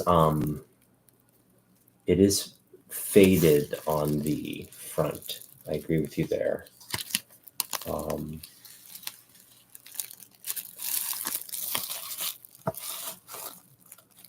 Fortified due to the fading in the cover. Okay. Um, I don't know if it's necessarily fading, but I know what you mean. You mean like the uh, the discoloration, right? Um, yeah, definitely on the inner part of the book, it's cream to off-white pages. Uh, there's definitely yellowing to the book on both books. Um, but I think the cover looks pretty actually vibrant still, the colors at least. Wouldn't necessarily say it's faded, but where you're gonna, yeah, run into it is again all the dirt and the discoloration. So yeah, that makes the book look aged. But no, that's fair. I think closer to a 5.5 or 5 is fair. Um, I think again, this book with a press would present really beautifully. Maybe I don't know. I kind of want to put it as is in a 6.0 with a press like 6.5, but that's my own like bias. But I think so. You may be right. It's probably closer to a mid grade, just with all the small defects, the discoloration of the book, and all that. But yeah, it's mid grade for sure. It's not like a high grade copy. Um, the previous one had a lot of it was bent and had pages kind of. This is why I'm saying they both need a press, but this latter one I showed off, it's less. There's less of that. The pages are actually in pretty good shape, and again, no creases, no bends or anything in the book. Um, I think benefit. Both books would benefit from a press, but this one would really, with the press, could look really really good. I could see Dave doing working on this, just getting all that that dinge we were talking about, that kind of faded look on the whites. Get that really popping, and yeah, he could probably make this book look really really like get it near, because I know he does he uses his tack iron to press out all these the small spine uh, ticks on there.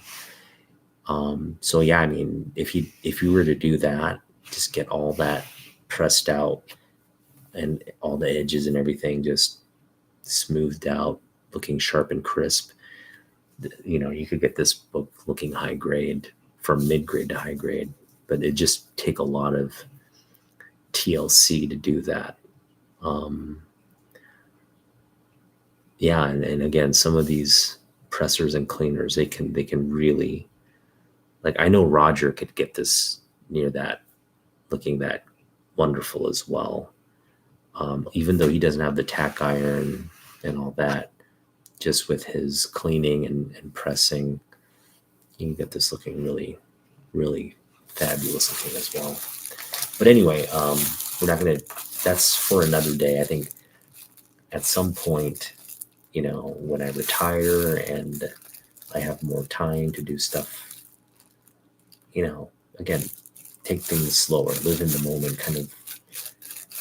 When I have that freedom, um, I will kind of do what Dave's doing.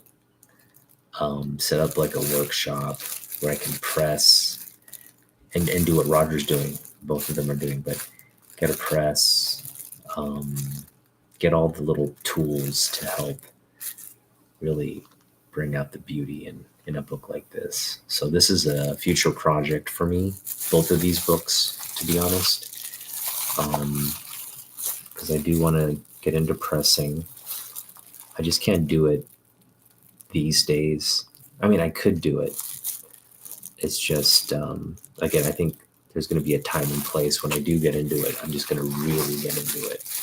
So looking forward to that. All right. So we did some grading, 9.0,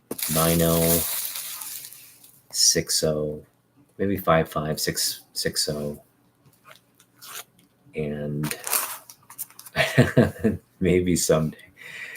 And then Ruby, I think, landed here on a 3.0, 3.5 on this, on the one with the two creases. So there's just an example of,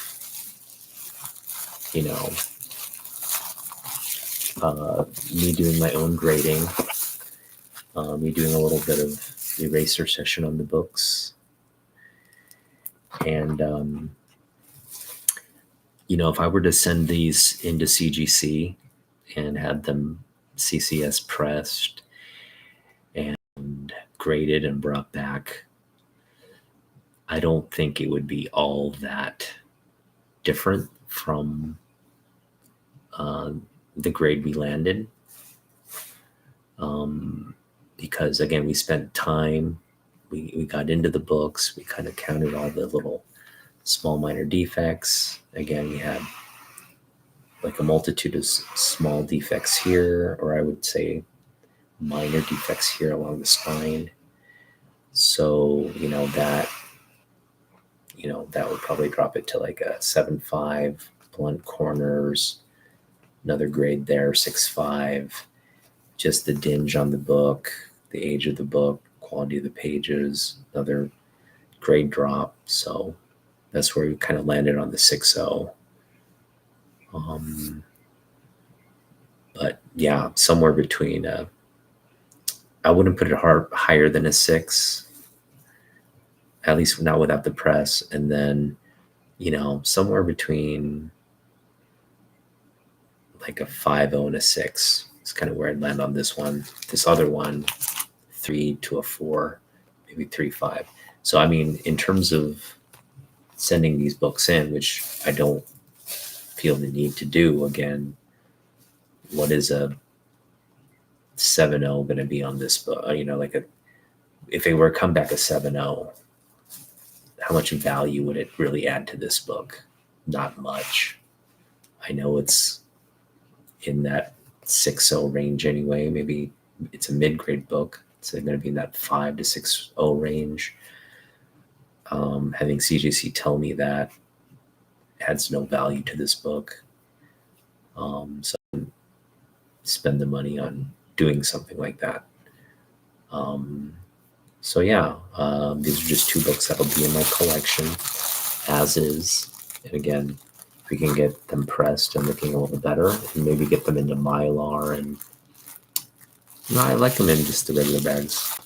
Maybe if these books go up substantially in value, then we'll get them in Mylar and whatnot. But for now, this kind of protection and preservation should be good. The other book I did want to attempt here is this one in terms of cleaning, but then I love this book. I just really want this book to, if I could do something to this book to get it to look its absolute best, I would do it, because I just love this book. It's just, I think, one of those books that it's just a favorite in my collection, because I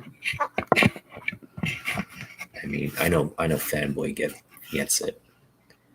It's just everything I love about comic books, right? Everything I love about my favorite character, everything I love about comic books. But yeah, I mean, I am really hesitant to get this out and do any kind of, first of all, erasing on it, because the pages here are very brittle, and I don't feel like doing any kind of erasing is going to make a substantial tangible benefit, but the potential risk to the book, like ripping it or doing something like that, would devastate me. So this one will just kind of leave as is. And again, this is a low grade book. This is, you know, I put this in a 3.0, just right off, just looking at it, a 3.0. And then with all these other, there's a water stain here. So this is just gonna, and the cover is it looks like it might be off or could come off. So all in all, this is probably like in the 2.0 range. You know, I don't want to say it's lower than 2.0 just because it presents really well, but somewhere in the 2.0, nothing better than a 2.5 for sure. 2.5 to 2.0 to maybe 1.5, somewhere in that area. But yeah, there's another book that having slabbed or graded doesn't really do anything for the book. So I think CGC and all that, there's a time and a place for it, or there's a context for it, and it's for every collector to determine and make for themselves. Some people might want this in a 3.0, just to know they have it in that grade, or a 2.5 or 1.5. But for me, slabbing the low grade books, unless it's of like tremendous value, doesn't really, for me, kind of seems pointless, right? I'd prefer to I have this nice like Mylar sleeve in here that I can take the book out if I want, like this, right? And I can actually take the book out of the bag and board if I want, but I have kind of 2 layers of protection on this particular book. And what's important for me is that it's just, I can hold it and look at it and appreciate it anytime I want. So yeah, that's kind of where I am with on this whole CGC. I've said many times I'm not particularly satisfied with the response they've given so far.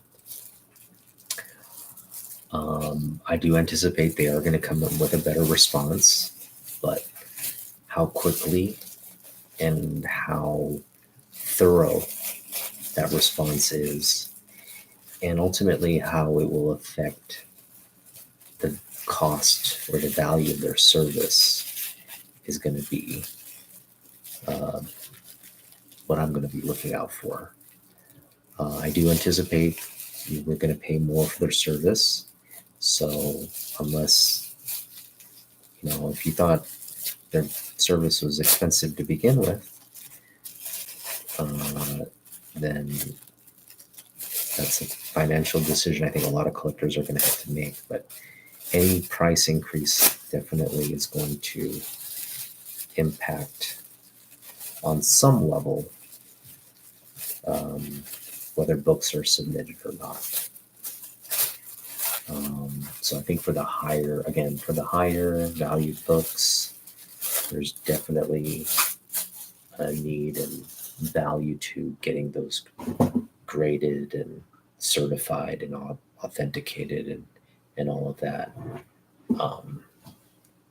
But for your standard modern type books, I think there's going to be a real sort of reevaluation on whether books need to be in 9.8, or whether you can take a modern book, and evaluate that 9.8, even if it's a 9.6, I think most of us can distinguish between like something that's very near flawless condition of a book, uh, and the difference between that and something with several, again, minor flaws, negligible flaws.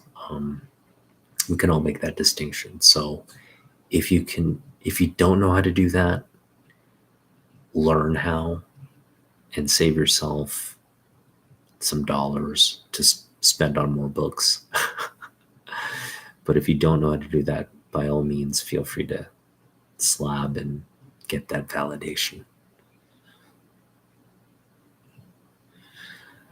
Yeah, this is where I think CGC needs to really, and I agree with you, Miss So. I don't think, in terms of the slabbing process, I don't think they're going to be able to perfect that. But I've mentioned before where they can really improve the process is maybe take some invisible ink that's only visible under black light, okay, like a stamp, and you have a number on it. So it's got to be, they've graded over 10 million books, so you got to have a number that's higher than 10 million, right? It's got to be like probably with lettering and numbering, you can probably get that number up to maybe, it's going to be a fairly substantial, like a 10 to 12 digit number. But have a number stamp it on like either the inner wall of the book or the back inner back wall of the book. So what I mean is on the inside or the back, on the back part of the inside or the front part of the inside, stamp it, and then seal the book. So what that will prevent is a swapping out of books, because let's say it gets reholdered, then what CGC can do is they can look at the certain number, that invisible stamp that they've done, and if that stamp number doesn't match the stamp number on the inside of the book, then they know it's been compromised and they can shut that account down and prosecute and pursue charges or whatever, right? But that's something they need to do, some kind of validation at that level. And I think that's I don't mind them putting an invisible ink stamp on an inner part. I mean, you're not going to, essentially, you're never going to see that anyway, right? Once it's slabbed, it's not like you're going to open it up and see, oh, there's an invisible stamp in my book. But that gives CGC a level of like security and a level of authentication that can't be messed with. That the messing with the slabs, the slab design, isn't currently addressing. So that would be my take on that. Obviously, it's up to collectors, but I don't think, if I don't mind, I don't see other collectors being up in arms about, no, you can't put a stamp on the book. That'd be, I mean, you got these actual ink stamps that CGC doesn't even grade or discount for the book. So these date stamps, these are actually really sort of historical markers on where the book's been or who sold the book, right? So that's pretty cool. But yeah, having just an inner stamp would prevent all this. Could prevent all this, right? The thing I'm really looking out for is how transparent they're going to be on their process, because there's not a lot of transparency on what this book goes through in terms of grading. Okay, we know there's pressing that's done to the book, so there's a series of presses from CCS, and then it goes right to the graders, but we don't know how much of that process is done through AI or automated software and technology, and how much of it is actually done by a human. But I would imagine on like pre-screens and whatnot, those are all being done by um, software, like scanning software. They're scanning it into the system. That scan is just extracting potential issues or defects with the book that it's just going to basically say, oh, 9-8 candidate or no, right? And then once it goes through that automated process, that automated process is going to determine maybe a grade, right? And then it's going to get in front of a person who's either an experienced grader or one of their newer people who kind of learning on the job.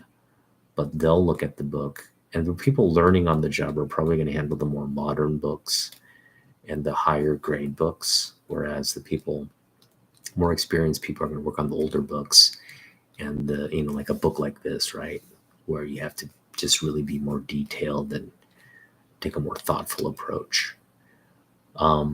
So that human resource element is where the cost and the efficiency of this operation has to really come in, because the more time they spend on a book means it's less output, means it's less revenue, means it's more cost on this entire operation, right?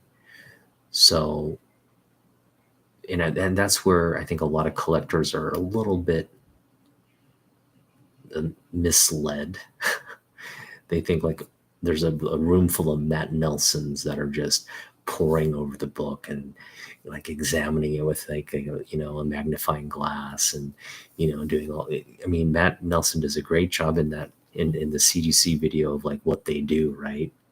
They outline everything that they do on a specific book, but that's only, mind you, that's only for probably like 2% of the books they get. They kind of do that. I would say 98% of the books that come in are just like, it's just a freaking like, it's an assembly line, right? It's going from like one automated process to another automated process.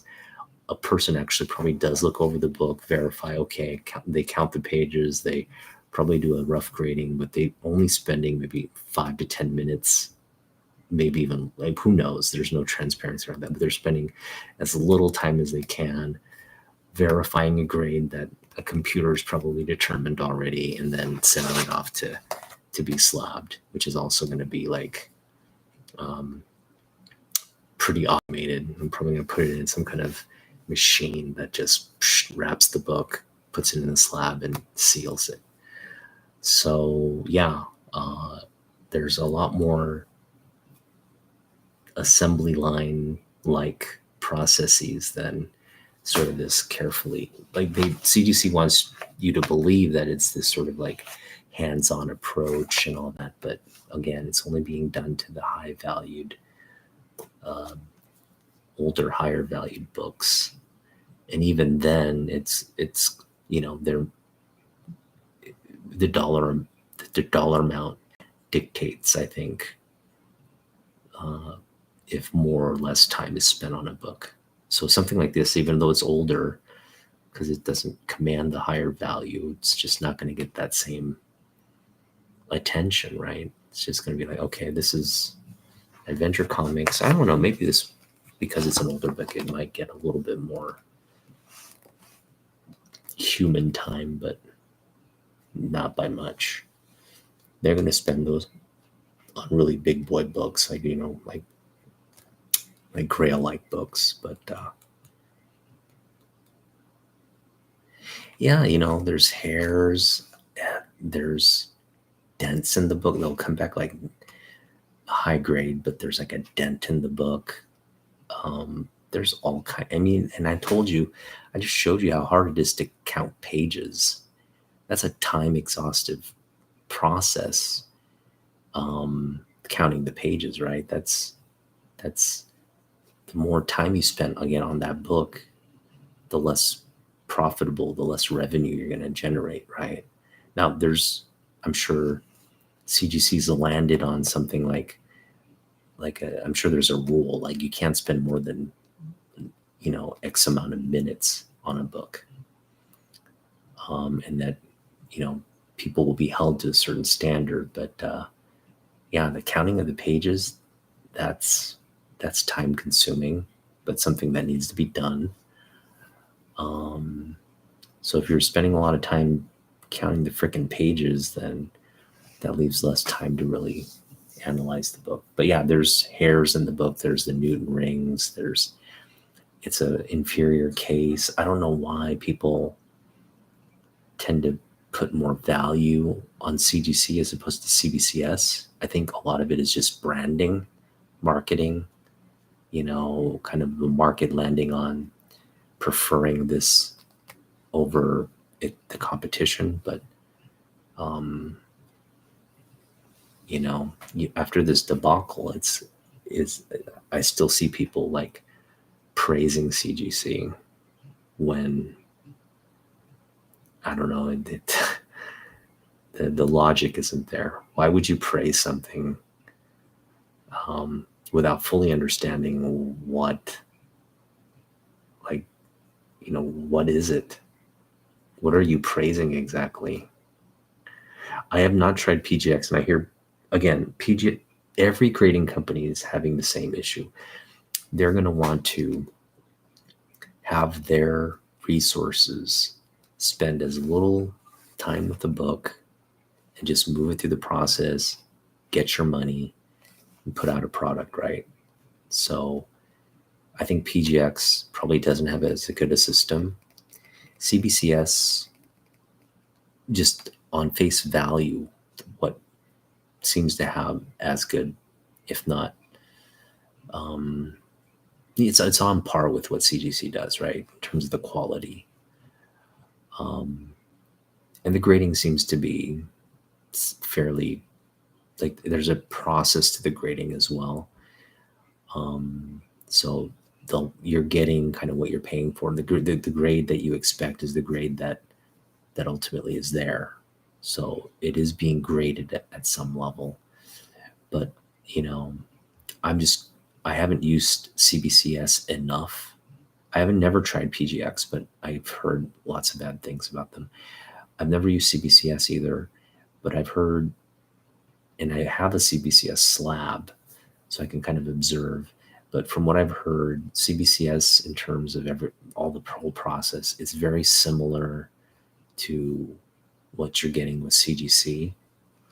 It's just not the preferred company. And that's just sort of an arbitrary, I don't know, maybe people have experienced things with CBCS, but whatever, the market tends to prefer CGC. And I think that was under this assumption that everything in the CGC process was like, kind of bulletproof, and like, that quality assurance was there. Their census numbers, we just all assume, yeah, the census, that's a huge value. Just understanding, well, the number of high grade books that are on record, right?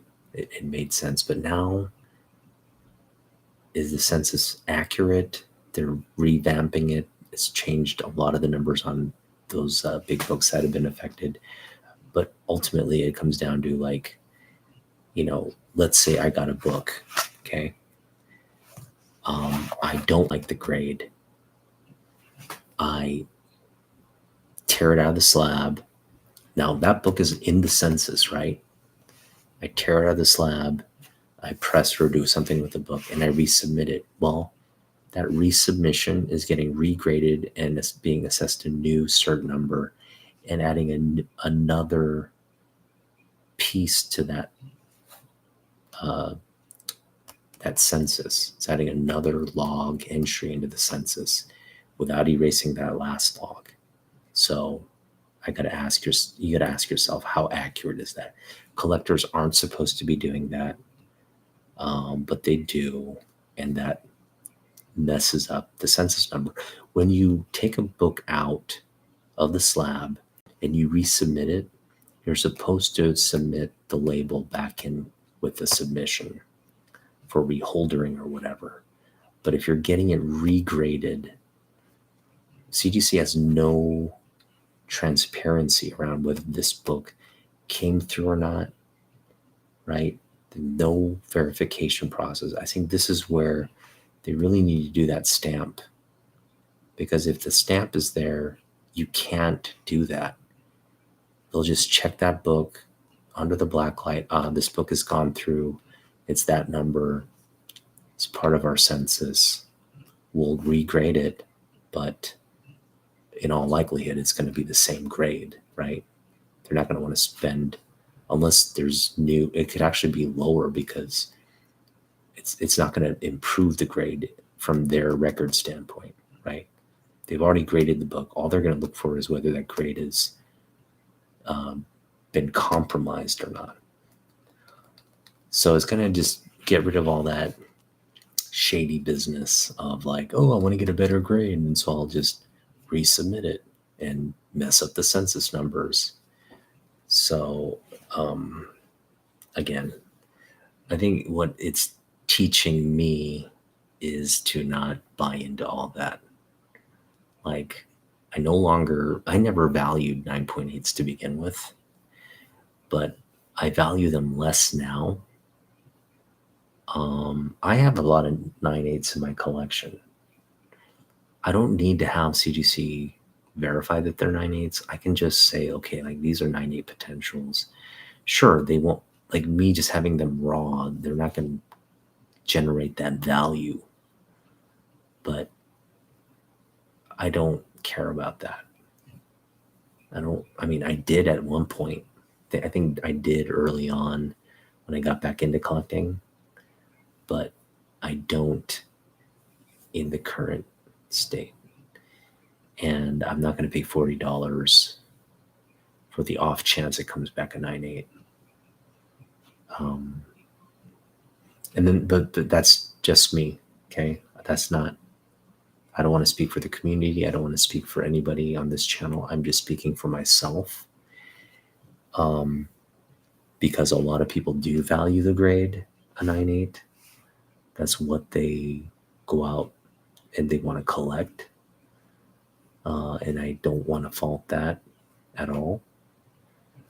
They also want high valued books in a 9.8 or in a high grade. I do too. Who doesn't? Who doesn't want this book in a near mint condition?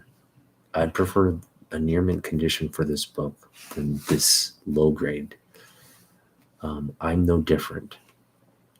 But what I'm saying is, if I have to pay hundreds of dollars or $1,000 to get this in a high grade, shoot, I'd rather pay what I pay for this book. I think I paid, this was part of a trade. Got this in a trade. So at most I paid maybe $2 for it. I'd rather pay $2 for this low grade book than, spend all that hard earned cash on something more. Yeah, I think people are going to pay for. People are ultimately, CGC is going to come back. They're going to come back with a better process or something. They're going to fix it. I think they are eventually going to fix it. And then they're going to say, okay, well, we fixed the issue, but we've had to add more people to the process. They could come up with other bullshit reason they want. There's no transparency around what they're currently doing. So what makes you think they're going to be transparent about what they've added to fix it? They could just say, oh, we've added more people to do this. So the price has to go up. The fees have to go up. And there's just a lot of people that are already buying that already. They're buying that because they value what CGC does. So that's fine. But I've shown you here, every collector has the means to grade their own books and come to a very confident sort of agreement, or it's not going to be, there may be some variation to where that grade lands, but for the most part, there's going to be a fairly accurate range. It's not going to differ from one person to another. If people know how to grade, it's not going to differ all that much, right? So why would you pay $40, $50 for someone to do something because you think it's going to add value to a book, rather than doing it yourself and enjoying the hobby as it's meant to be enjoyed, right? Like, you can have a high grade book. That's not going to change. Having a CGC label on it is not going to change the fact that it's high grade. It may validate it if you're trying to sell it. It may validate it to, on a open market. It's going to validate and put a very elevated maybe value on it, but ultimately it's what collectors want to pay for that value. And I think for a long time, people were willing to pay elevated values for 9/8s and 9/6s and all that. But you got to ask yourself, is that where things are trending now? And yeah, you might have, let's say there's 10 collectors, okay? Before, you might have had, let's say, eight of 10 collectors put value in CGC. Well, that means 8 out of 10 people are buying books. If you're selling slabs, they're buying slabs, right?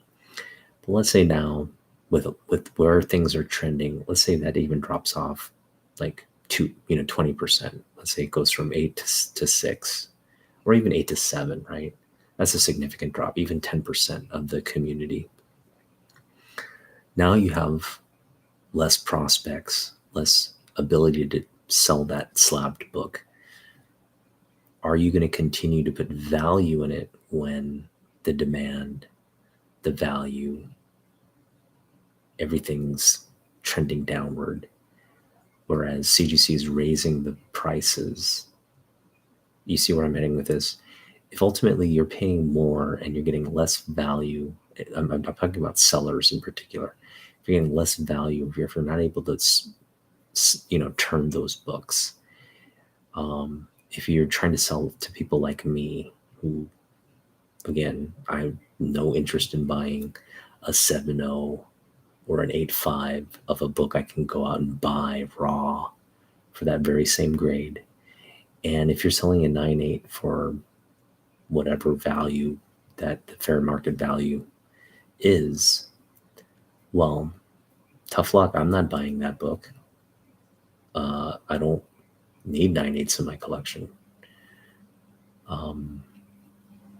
Where I will, I think, pay again is on an older book like this, where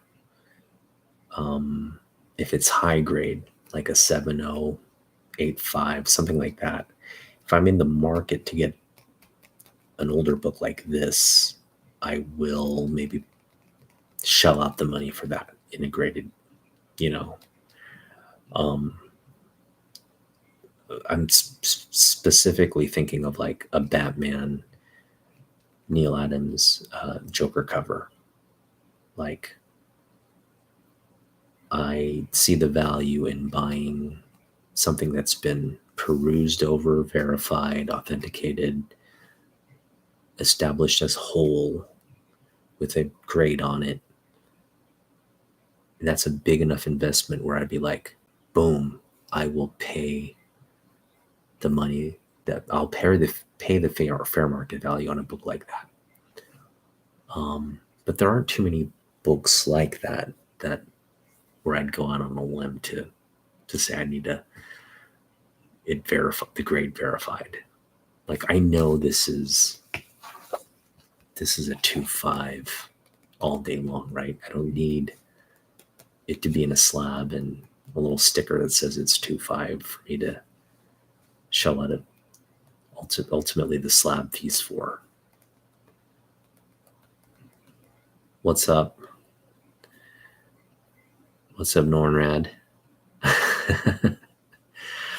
Stay warm, dude. Yeah, it's very cold out there. It's Arctic conditions. I don't have my space heater. I have my space heater right next to me, but I didn't want it buzzing in the background. But I'm going to turn it on now because it is getting a little cold, chilly in here. So I'm going to kind of flip it back up and kind of do what I normally do. I'm tired of looking at that book.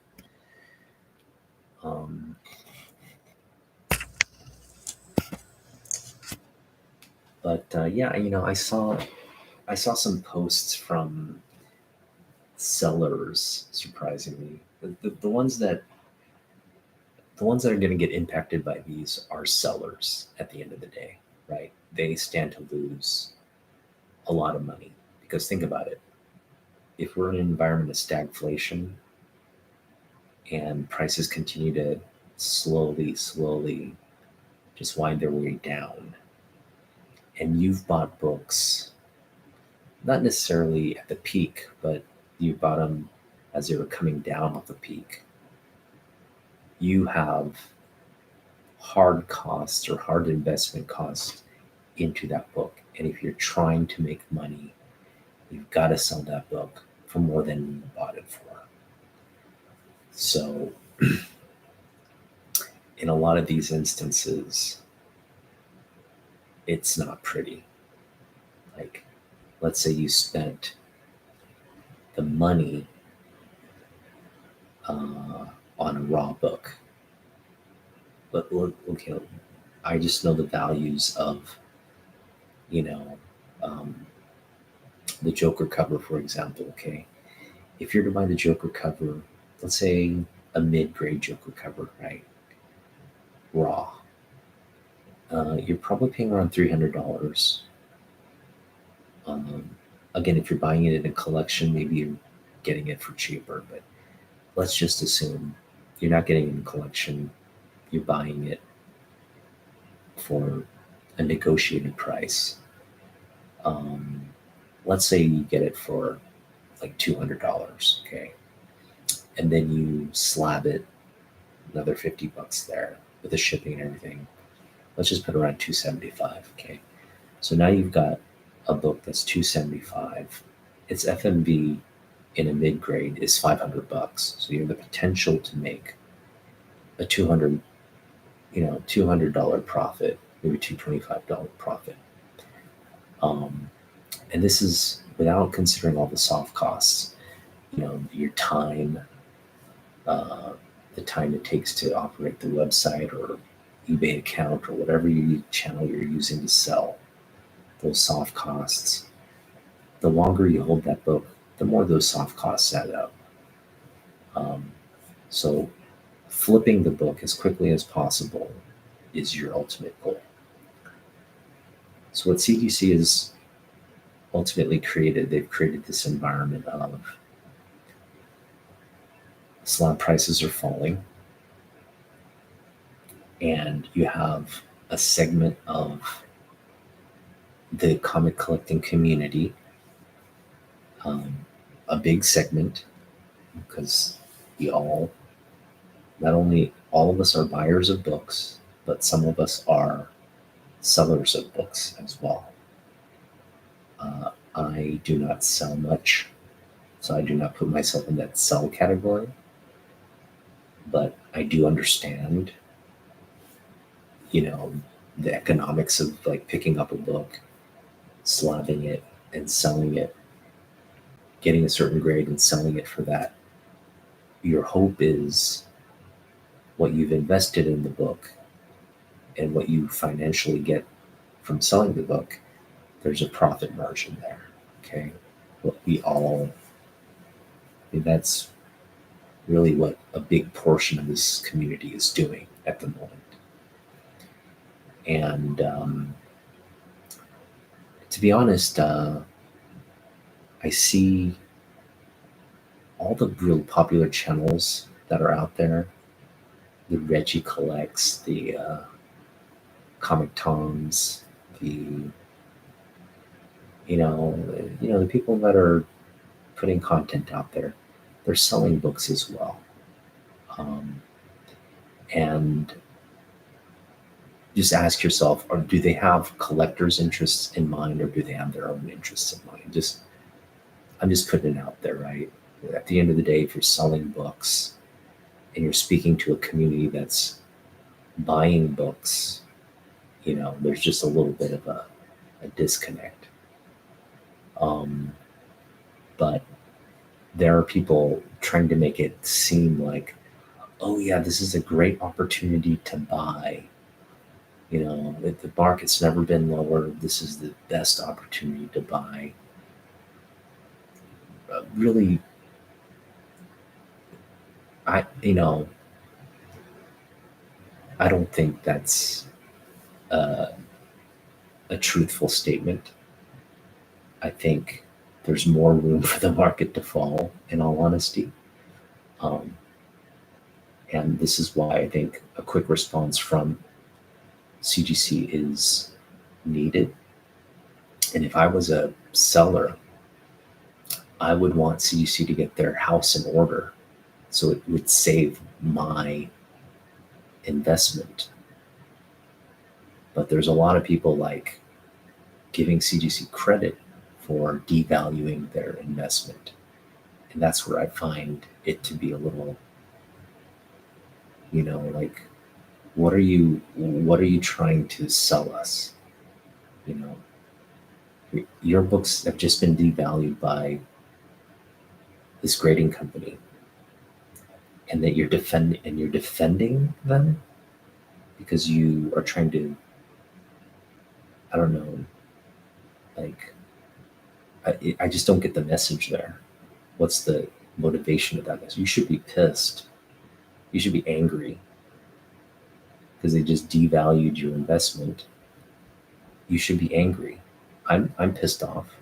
All these books here, not that I'm gonna sell them, but if I were to sell them, I couldn't sell them for what I think they're worth, or what I think they were worth when I got them slabbed, right? Like that book, this book here, the signed 9-2, um, that commanded a higher value 3 months ago. I can't get that same value now. Will I be able to get the current value 3 months from now? There's no guarantees. So that's the crazy thing about markets. It's all in the perceived value of something. So if a collector thinks, hey, I'll wait, prices seem to be falling, I'll wait. And if more and more people wait and wait and wait, it's stagflation, and you're just going to see it spiral to the bottom. It'll kill the market, kill a lot of investments in this. And I actually saw one seller actually, kudos to him. He's like, this book is less than what I want to sell it for. So you know what? Screw it. I'm going to keep the book. That's actually the best response, in my opinion. If you are trying to sell a book for what you think the value is, and no one wants to buy it for that value, keep it. Don't sell it, keep it. Because you're like, shoot, this book to me has value. And if it has value to you, who cares what the market says, right? The market at that point does not matter. And you should just keep it. So kudos to that dude. I actually have a lot of respect for that.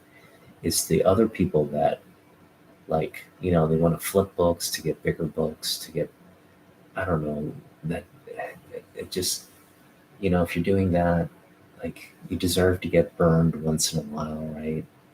That kind of business model is, if that were true, all of us would be able to sell books and make money and do this,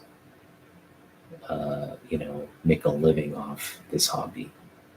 It's just unrealistic. So, you know, kudos to you if you were able to buy a book raw and slab and sell it for 5 to 10 times its value. Kudos to you, but I think those days are over. And if those days are over, CGC's days are numbered, to be honest, because that whole market is right now suffering. And what you're seeing on social media and what you're seeing on some of these channels are people panicking, right? They're like, "Oh, CGC, all this," and but in the back of their minds, they're just like, "Crap! I just invested a lot of money into slapping these books, and now they're not worth what I poured the investment into. Like, I'm barely making. If I'm able to sell the book, I'm making less of a profit margin. So at the end of the day, this is impacting people's pocketbooks, livelihoods, and all that.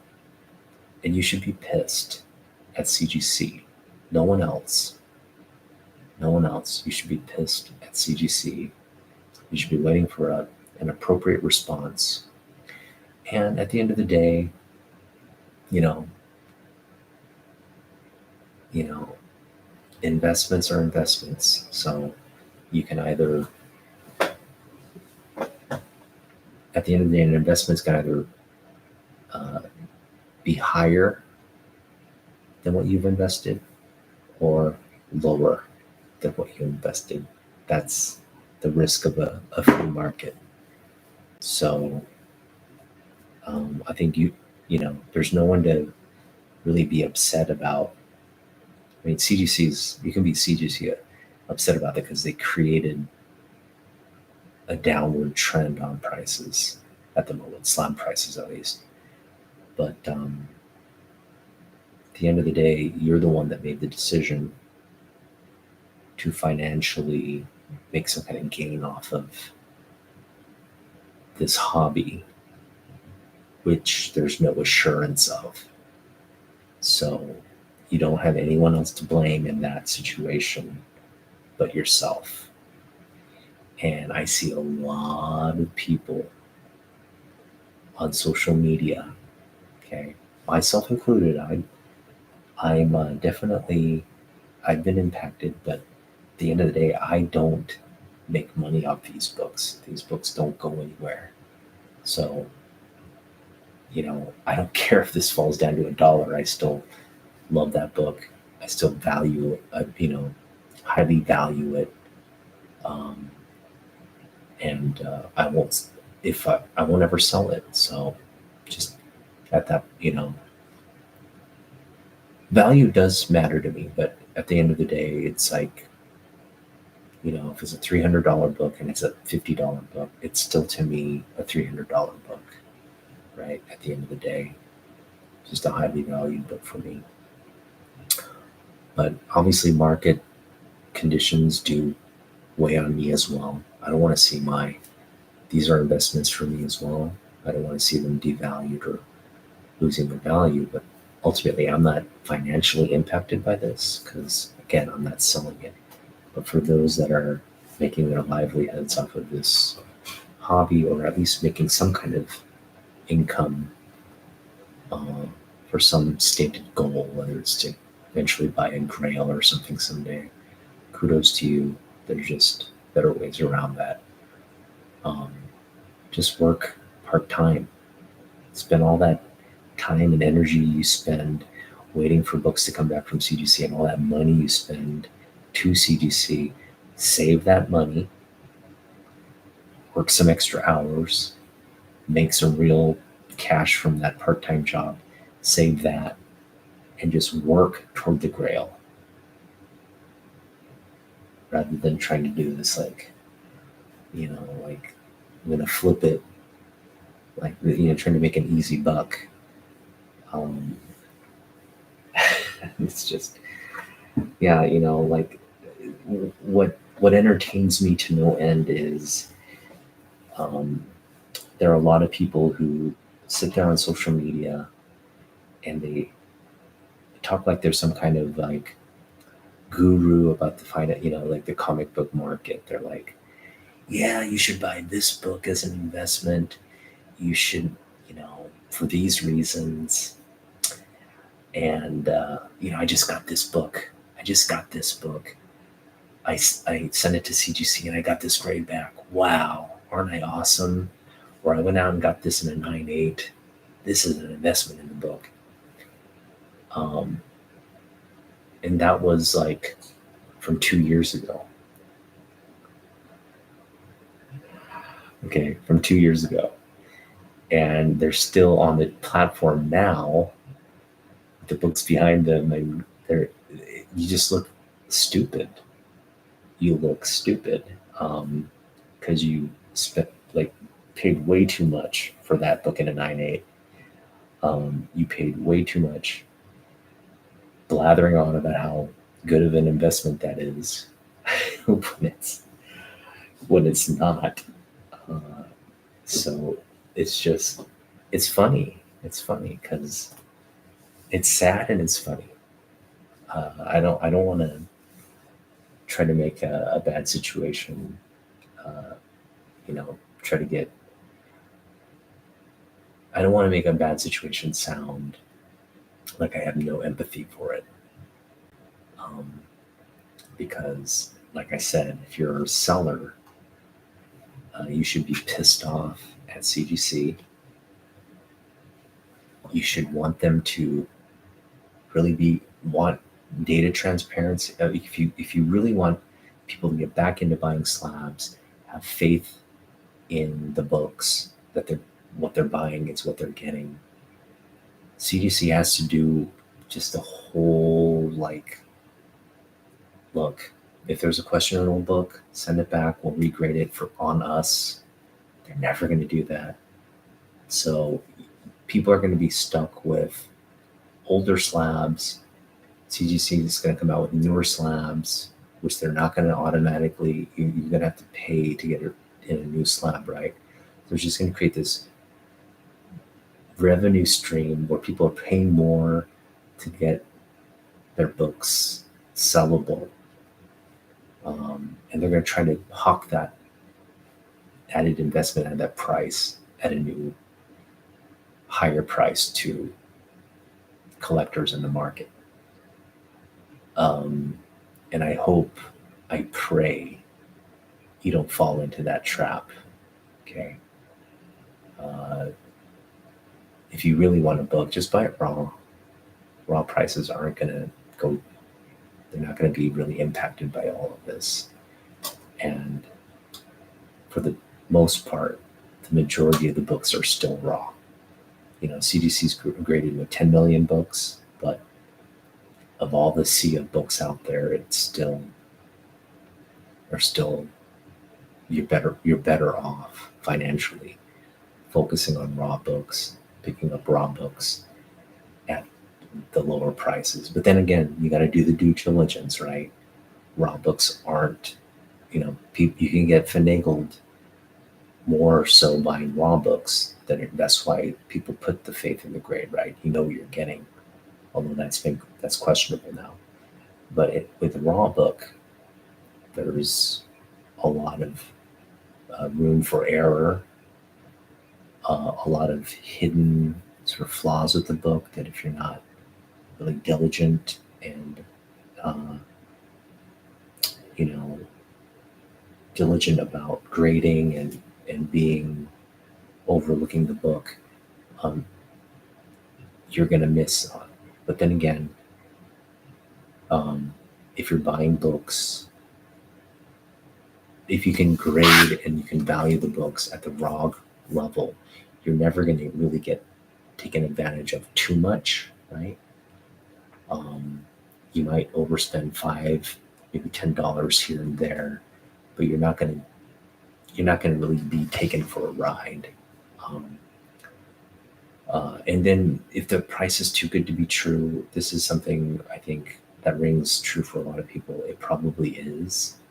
So also keep that in mind. Like, oh, I got a great deal, but did you really? If you kind of examine the book, you'll probably see the defects and what not there.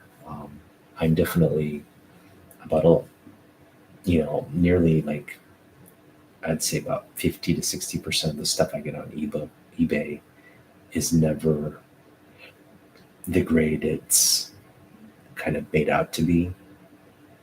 And I kind of know that going in on eBay, which is why I would never spend, like I always look for those deals, and those deals reveal why they were deals. So um, at that point, you're not getting taken advantage of too much. You're kind of paying really what uh, you kind of expected to pay. Um, I think where you really get taken advantage of is like if they make it out to be like a high grade book and you're getting a low grade book, that's where you probably have a big spending discrepancy. But if you're buying something knowing it's kind of going to be in like the VF range and it comes back a fine, uh, which is often what happens in my case, it's fine. You just pay, you're paying what you kind of got yourself into. And so the eBay purchases are something I stopped doing as well. I'm only really focusing on like signature books for eBay and really like modern books that are maybe harder to get in terms of ratio and all that. Those are only the books I'm really looking at. For the most part, I'm just going to buy raw, local LCS, support my local economy, local sellers, people I trust, people you know, guys like Russ, guys like Ethan, um, you know, uh, who else? Um, Guys like, I don't know his name, the older dude at Belkirk Coin and Stamp. That's a nice, they have the nicest family there. Just a great family. I don't know their names, unfortunately. I never take time to get to know them at that level. But they got a great shop. Um, yeah, like it's kind of upsetting to watch this whole CGC thing unfold, and um, you know how the people in the community uh, are saying that the community is being too negative about CGC and this whole thing. I'm not being negative. I'm being honest. Okay. And if you perceive that honesty to be negative or like a downer, then you know that's on you. Uh, I think people realize what's going on is a shitstorm. So you trying to sugarcoat that shitstorm isn't necessarily doing anybody a service, but calling people out for their negativity, man, you should be pissed. Your freaking business, your business, your investments. CGC just took a big dump on them. So point your anger where it needs to be pointed. Don't point it back at people in the marketplace, people trying to buy books.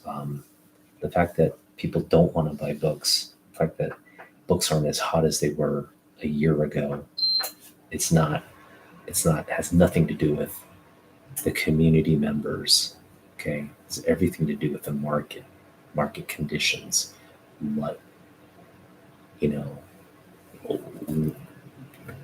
what will lead people to believe prices are elevated or prices are low. Okay.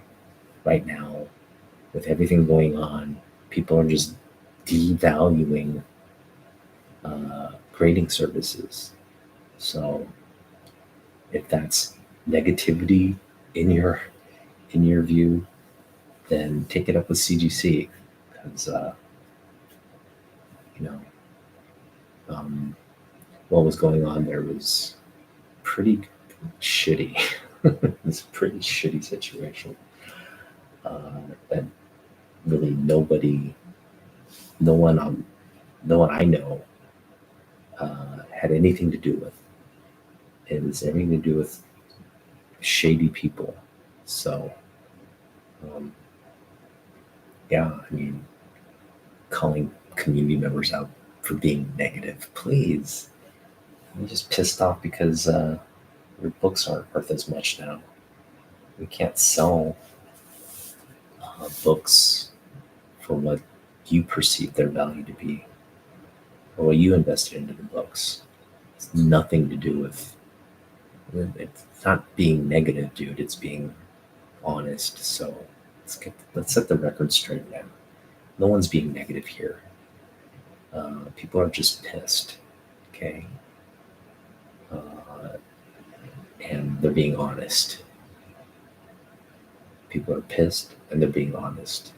I don't perceive that as being negative. It's they're being truthful. They're being real.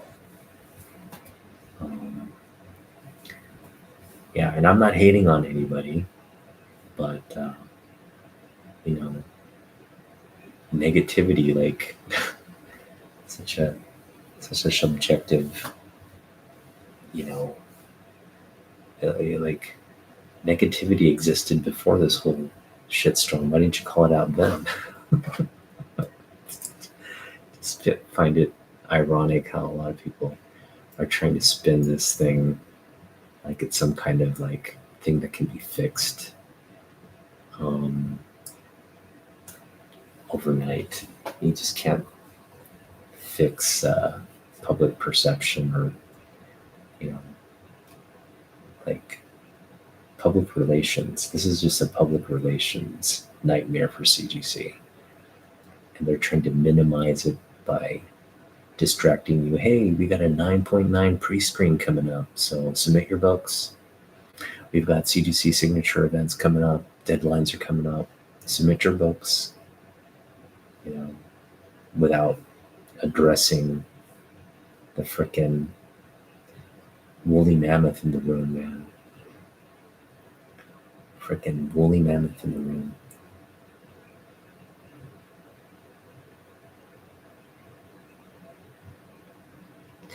Yeah, it's interesting that the comic book community has to, like, it's like we have to buy into something, right? Whether it's like a movie that's coming out, like there's just always some kind of current news or event that we just kind of like latch onto and talk about, and that's cool about this community. I love that about this community, because we share that same passion. But on this particular subject, okay, that's not really has anything to do with comic books or content or anything like that. On this particular subject, you're seeing a real divide. You're seeing a divide between collectors. I'll even be more specific. Between buyers and sellers. You're seeing a divide between buyers and sellers. Okay. And it's coming out. Like I can tell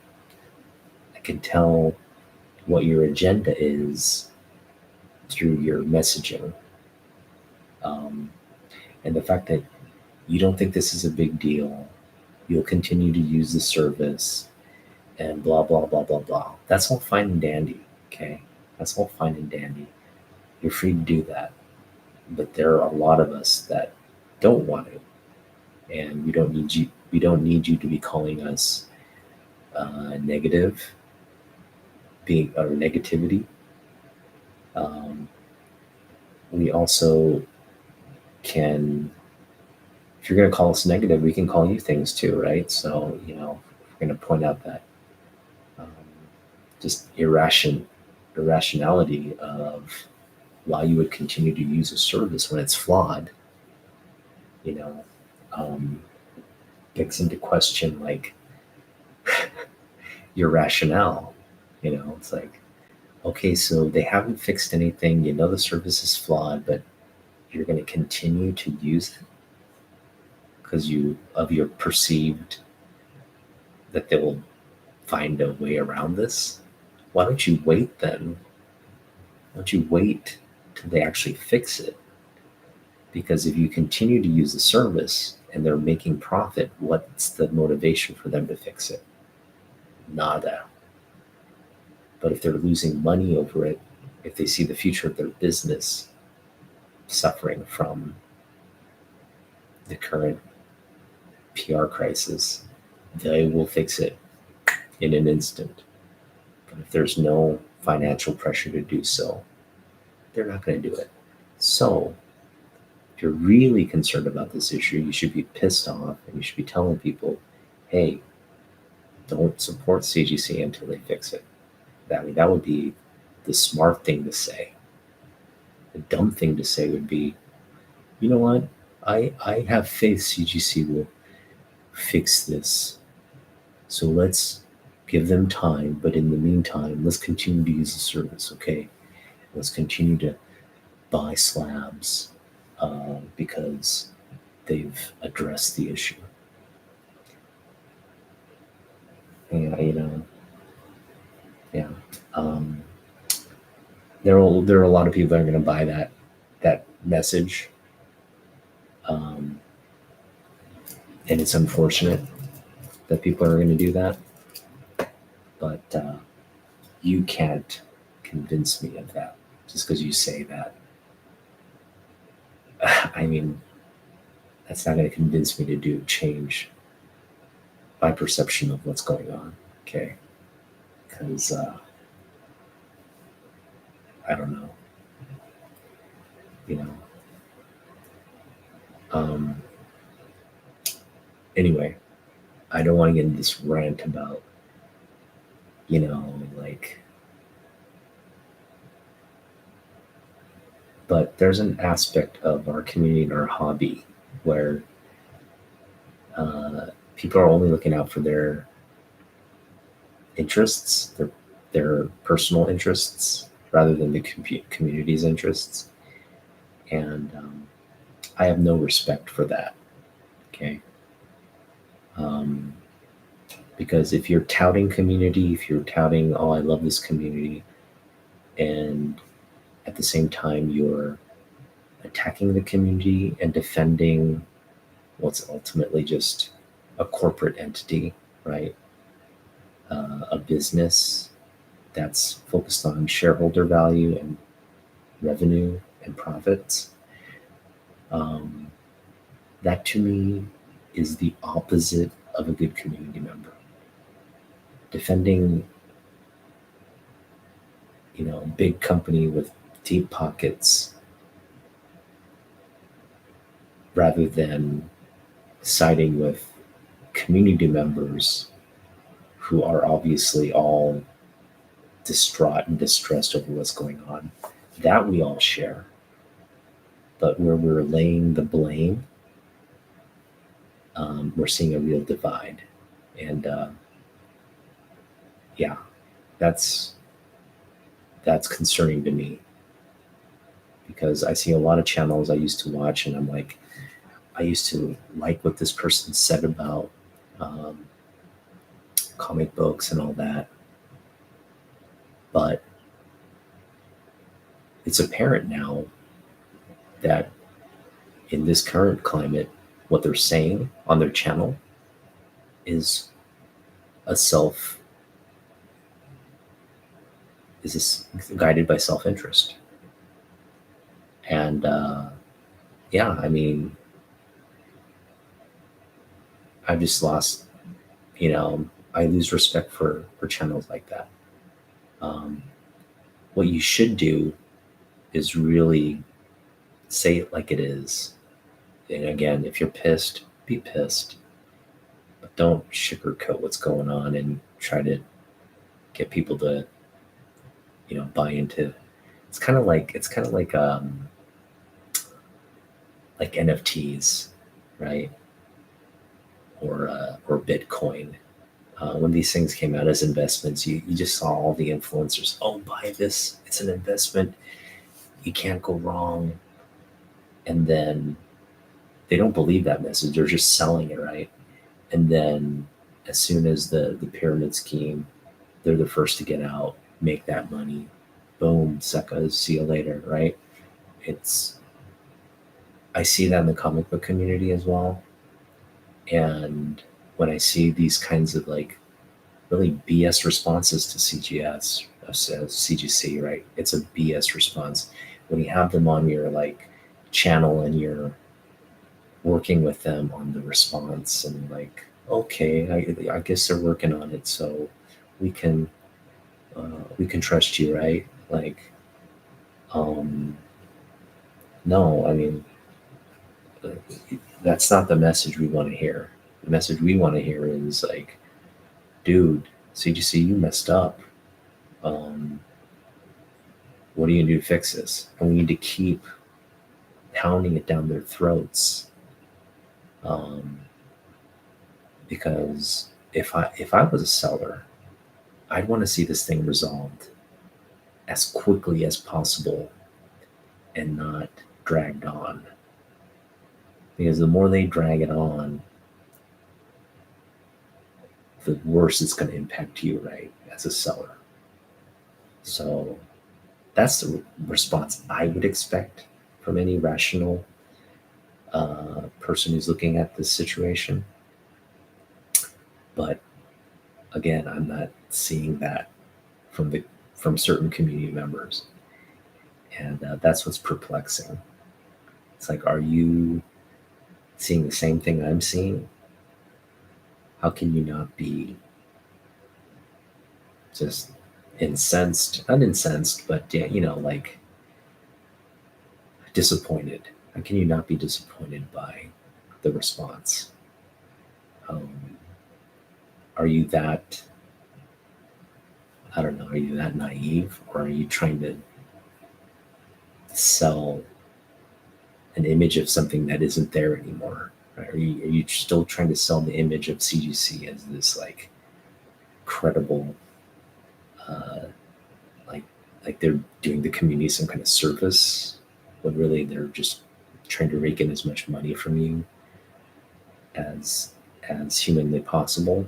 Um, at the end of the day, it's a financial, it's a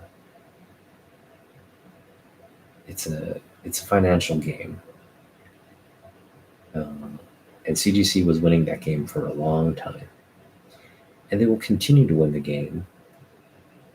Um,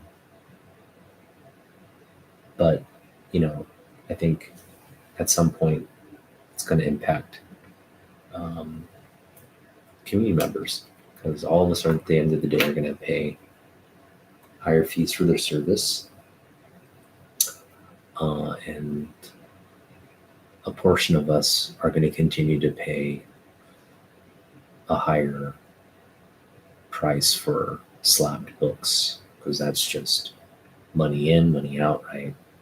If I put $50 into slabbing fees, I'm going to at least sell it for 51. I'm not going to sell it to you for anything less than 51, right? If I do, that was a bad investment on my part. I'm probably not going to continue to do that too often. But at some point, that $51 that you think of, you will perceive to get out of the market, that just won't be there anymore.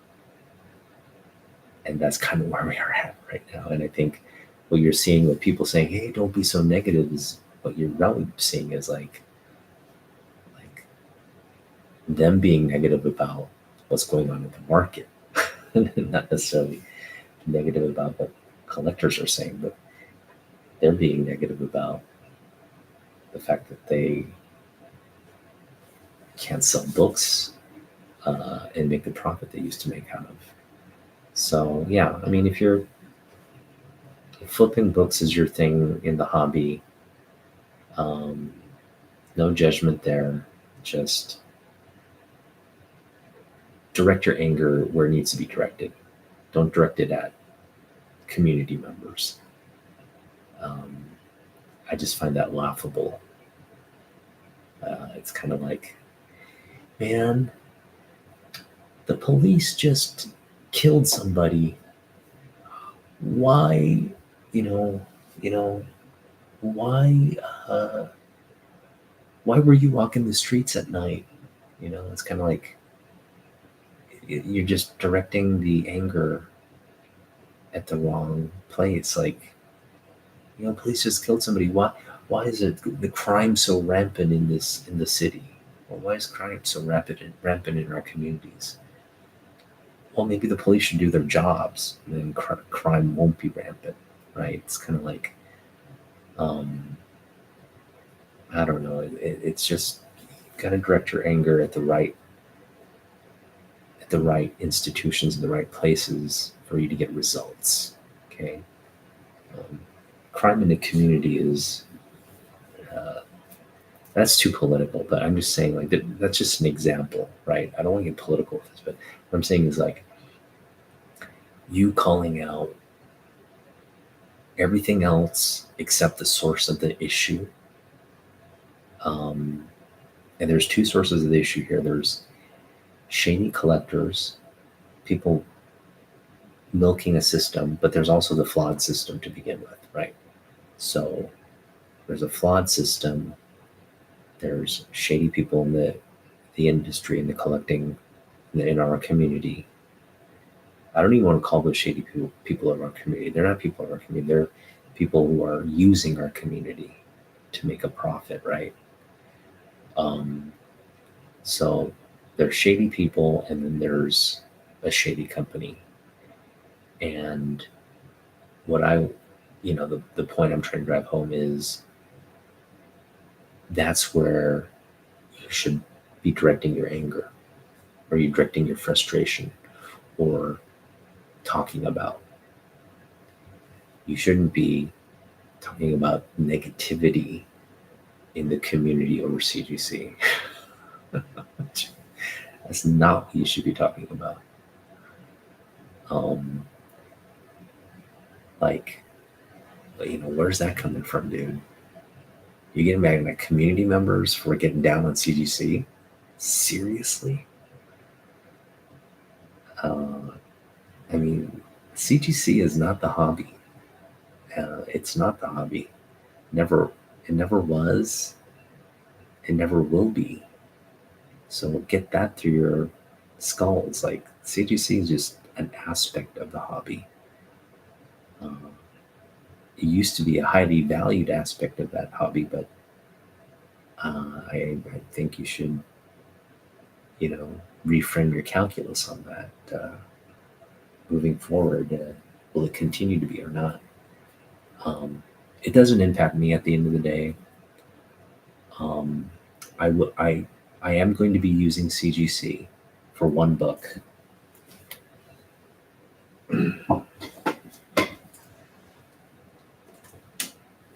So when I get this book signed by Jim Lee, I do want to have it slabbed, only because I've got the other two of this, 3-piece ensemble.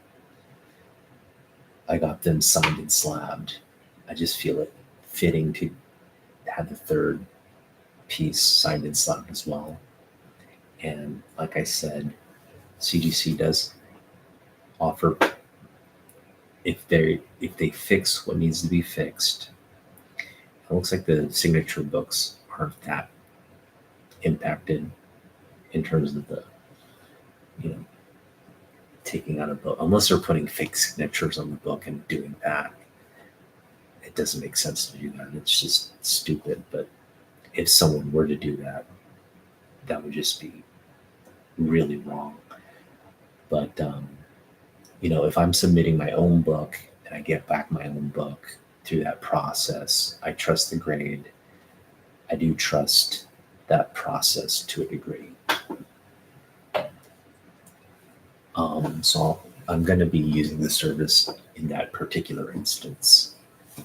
But outside of that, and again, outside of maybe a few high grade, high valued books, where I want the CGC, well, not right now, but once they fix their system and they, there's a sort of a fail-proof, um, there's a fail-proof system around that book's authenticity and the grade. Then I'll have faith. At that point, I will put my money into a slab. If this is a high value book, one I'm wanting to add to my collection, one I'm wanting in a specific grade, right? I will, at that point, the service will have value, or the cert number, what that product, the slab represents on what that book is. I will know, and I'll have faith, and my faith will be restored in what that is. And then I'll have confidence in buying that book. No qualms about that. But that's not currently where we're at. So right now, I want to get a slabbed book for the Joker, Neil Adams. I know Agu has one. I could get his. I trust him that he hasn't done anything with that book. I believe he submitted that by himself, or maybe he bought it, but I can do a visual, and ultimately you're gonna have to do the visual grading and determine if it's I have some faith in that book. But again, it'd be nice to have like a reset CGC fixer system, have all the books out there, kind of do a transparent kind of deep dive in whether these are legit books or not. And then once that's there, at that point, I'll have faith in buying slab books on the secondary market. But as of now, only time I'd use CGC is either slab my own books, which I don't really want to do. Like I just told you, like I can grade my own books and keep them protected. Don't need the grading service. But if I were to, if I got like a Joker raw, I would grade it at that point just to know kind of what I have. But yeah, I would not buy that book graded. I would not buy books graded. I could grade my own books, like CGC, have CGC grade my books on specific books. Like if I thought, okay, I think we get a high grade on this, or if it's like a really sort of high value book, I could see doing it in those instances, or like in this instance here, getting that book signed. But outside of that, no, I just don't. Yeah, I just don't perceive it adding value to my books. So, and that's me. And again, if CGC fixes the whole thing and all that, maybe that perception will change. But until they do, why would I pour money into it? Why? I mean, right. So you just hit it on the head, right? You can clean, press, grade, slab your own books.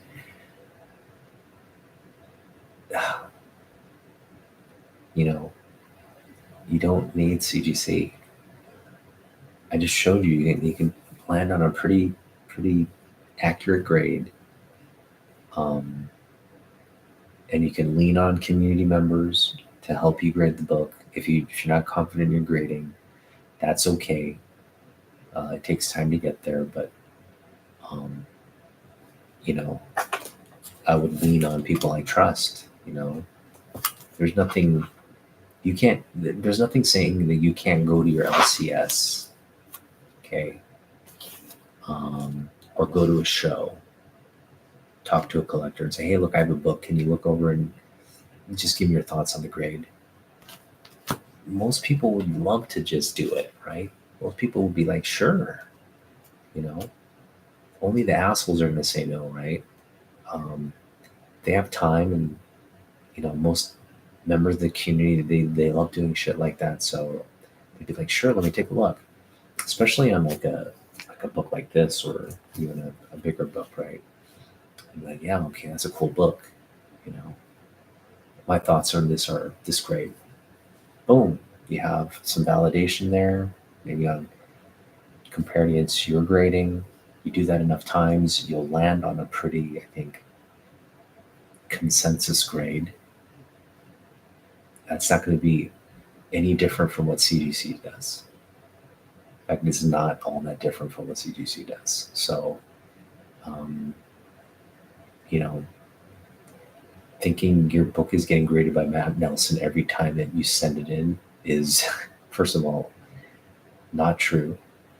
And second, you can probably get landed on a more accurate grade just talking to community members, talking to people at your LCS, um, or just even on YouTube, right? You can kind of do what I do and ask, what do you think the grade is? And people will chime in. So um, that's where I'm going with this. Like, I hope people see,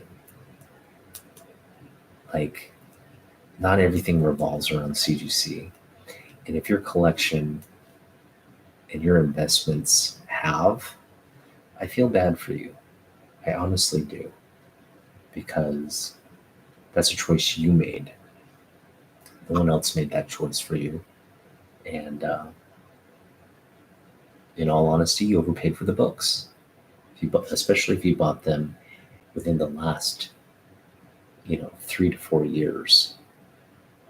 If you bought them within the last 3 months to 4 years, you overpaid for your books, present company included, right? Well, I didn't purchase any slabs, but I'm saying, like, I bought into the CGC service, right? So that that value when I got my book slab to compare the value I have that they are now, I've been impacted, yeah, but I'm not getting mad at anybody. The only people I'm getting at about is CGC, and again, that's where people should be directing their anger at, not at community members. Uh, Again, I don't see why you would, like, I get it. It's impacting your people being negative about it is impacting your bottom line. I get it. But to call that out is just, it's just so one-sided and selfish. But anyway, it is what it is. I do think people do get rather vocal and negative. I know my comments come across as like I'm complaining and being negative. That's just who I am. Okay. I I love to, bitch about stuff. I love to complain about stuff like most human beings. Um, when things are good, things are good. But even when things are good, I tend to, like, be negative sometimes. Uh, but in this particular instance, I think that being negative is the appropriate thing to do. It's not inappropriate. Um, so, yeah. But yeah, yeah. Like, to me, I could care less about CGC. Again, I'm not using the service. I didn't get enjoyment out of their services. You know, for the most part, there were a few books that came higher grade. There were a few books that, but for the most part, they kind of were all like around what I was expecting, or a little bit below. I didn't get any 9.8s. Got a bunch of 9.6s, but I didn't get any 9.8s. Um, I just didn't enjoy the experience. And so even prior to this debacle, I was kind of like, I spent a lot of money on this service. Didn't really enjoy the process. Um, I don't think I'm going to be using it moving forward, right? Kind of landed on I can do my own grading. I can do my own kind of preservation and slabbing of books. So I'd rather save that money and buy more books, which I have. So I didn't buy any slabbed books. I only bought one slabbed book, but that's just a book I think it's a good investment, to be honest.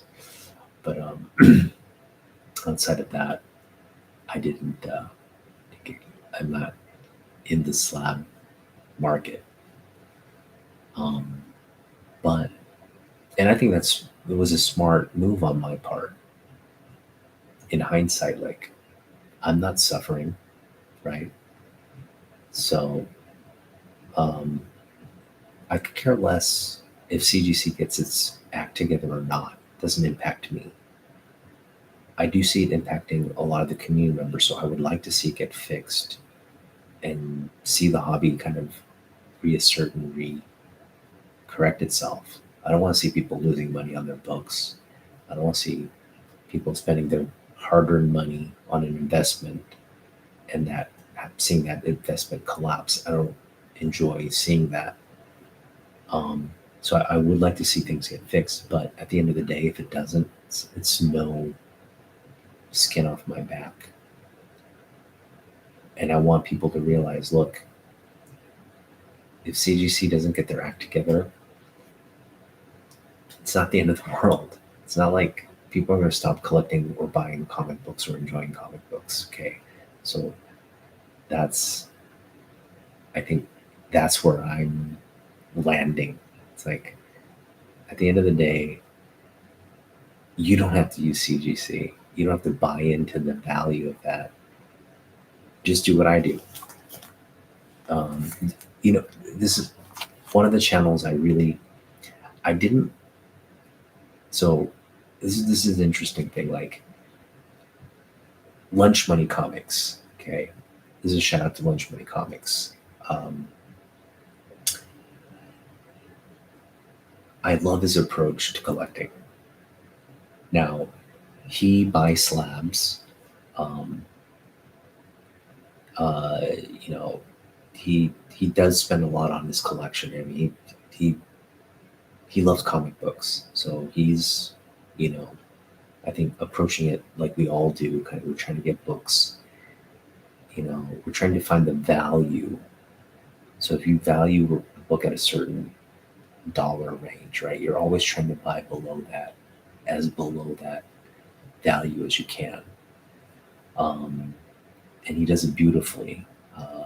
Like his videos show you the right way about going about purchasing books, like the right kind of frame of mind to do it in.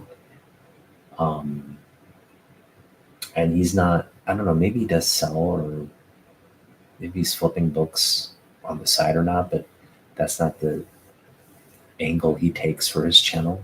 The angle he takes for his channel is like, look, I'm trying to fill a run or I'm trying. I think he does sell.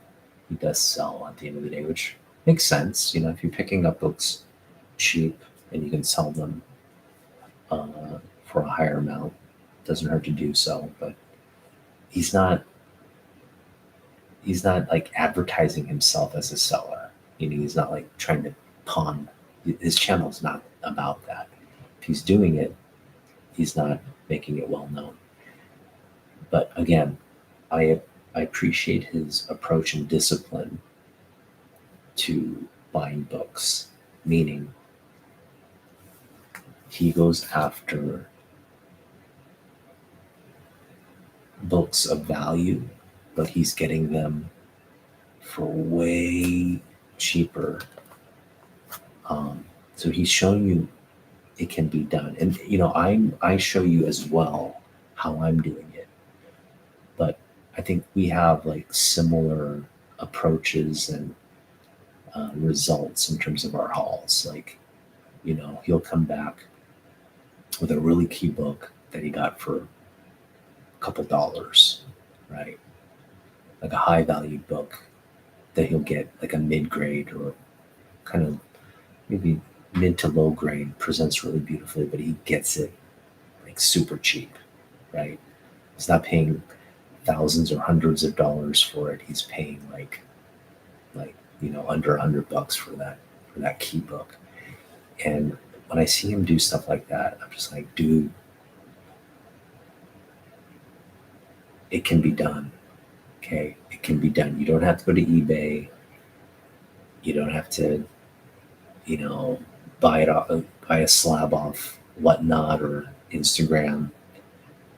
If you spend the time, go out there in your community and look, you're gonna find good deals, good value, and a crap load of good books. And I just really appreciate him and his channel, um, because he's showing you that it can be done. Okay. Um, Now, I don't know what he's doing with the books. He may be selling them or whatever, but that's his prerogative. I'm not faulting that at all. I think all of us on some level, we do it, right? We are doing it for some kind of, these aren't just like books on the wall that we keep on the wall. Like, I didn't get this newsstand because um, I just love the newsstand in this book. No, I got this newsstand because there's, higher value to it. And if I am to sell this book, picking up for 50 cents, I could probably sell this for like $10, right? I'm doing that calculus. Now, will I sell it? I don't know. Am I trying to sell it? Not actively, proactively, but maybe someday, when I'm retired and I'm doing the pressing and I'm maybe selling books on the side. I think that would be fun to just try sell my collection, trade, or do just meet up with people and whatnot. But again, it's about that perceived value. When you buy something, does that value at the end of the day, at the end of the road, will it be higher? So um, that's something I can really respect. Like buying things on the cheap is my kind of name of the game, my mantra. And when I see other collectors doing it, it's like, dude, right on, boom, respect the approach. Again, Lunch Money Comics. He's really love watching his channel. He just goes out there and he very transparent about what he paid, how he got the books, and what he added. And it's just like, dude, that's awesome. And he has a broader sort of appreciation for books. He collects a lot of different things. Um, you know, I think for him, he like kind of has this overarching view of the hobby, which is great to see because he's picking up again. He's just picking up everything of value. Like, but I know he particularly has a penchant for X-Men and like I think horror, like Swamp Thing and horror, which is cool. Um, so yeah, like channels like that. I think I'm gonna like start my calculus on like the channels I watch is slowly shifting because I'm realizing a lot of the channels I used to watch, or I used to like, not that I was influenced by them, but that I found to have a lot of valuable insight, wasn't necessarily valuable insight. It was more like they were selling something. They were selling you some on an idea or on a concept, and like, again, given their responses on what's been going on, it's led me to believe, okay, well, if they can't be honest and transparent about what's going on, were they being honest and transparent about their thoughts on these other things? So it's just making me realize, like, you know, why am I following this channel? Why am I following this person when they're they're only out for their own interest, right? It's just kind of like, I kind of see your game now, and you know, if your interest was really for the community, then you know you would be, I think, being a little bit more uh, vocal about what it is, rather than just like acting like, like, I don't know.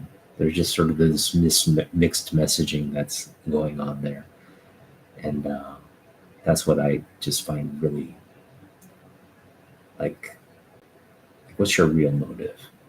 You know, why are you minimizing this issue? What's your real motive around minimizing this, rather than maximizing it, being absolutely, like, more, impassioned about uh, the issue? Uh, why are you, you know, it's just that it goes to show me, like, okay, well, if you and I are on the same page about this issue, and like Miss So pointed out, I'm very passionate, very strong opinions about this issue. If you and I are differing on that, then I have to question why I'm following you, to be honest. Um, and there are a lot of collectors where this doesn't impact them all that much, and I appreciate those collectors. Um, the ones that have opinions, but they're not expressing them because, again, it's not impacting them, that I can respect. But if it's impacting you and you're not getting mad about it, and instead you're trying to minimize it, uh, that I can't wrap my head around that. And again, I just think this is going to be the last video where I want to talk about CGC. And the only thing I'm going to mention, if I do mention it at all, is like, we're still waiting. We're still waiting for an adequate response. Okay, and that's my position. We're waiting, and until we get the adequate response, we'll just leave it there. In the meantime, I'm not going to tell anyone to use their service. I'm not going to tell anyone not to use their service, but I am going to question why you're using the service when you shouldn't be. Or I shouldn't say why you're using the service. I should be saying why you're so quick to use the service. You should use the service, but at the current juncture, no. Because if you know there's a case fix, a system fix, all these, and higher fees and all that, I mean, if you know that's coming, why would you buy into the current mess of a system? Meaning, if you know that case is going to be improved, or if you know there's going to be some kind of solution around that, wait for it. Wait for it. Why would you, like, if you know you're getting a new improved case, that's going to be one of the fallouts of this, right? If you know you're getting a new improved case, wait till the new improved case comes out. Don't submit a book now. You're just going to have to resubmit that book and pay more. So if you're going to be honest with the community, tell them to wait till the solution gets fixed, and then pay for the service then.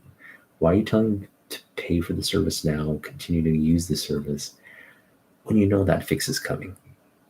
If you don't expect that fix to come, then you have another issue. All right. I'm glad I'm just ranting and raving here by myself. All right. Let's do just a wrap up of the video. We're gonna go to bed and put this issue to bed. Literally, put the issue to bed because I'm gonna just fall asleep. I graded my book. Wasn't hard to determine the grade of this book. I actually think I did a conservative job. I put this at a 9.0 with a press. I mean, I think this is like a 9.6 to be honest. There's just not a lot wrong with the book. They're just, very negligible, minor to negligible issues.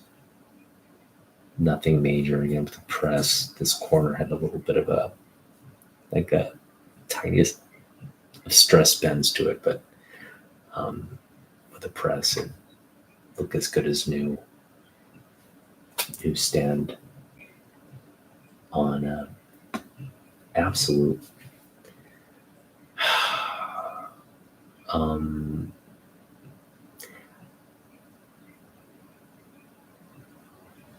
So this is just completely a new line of thought, but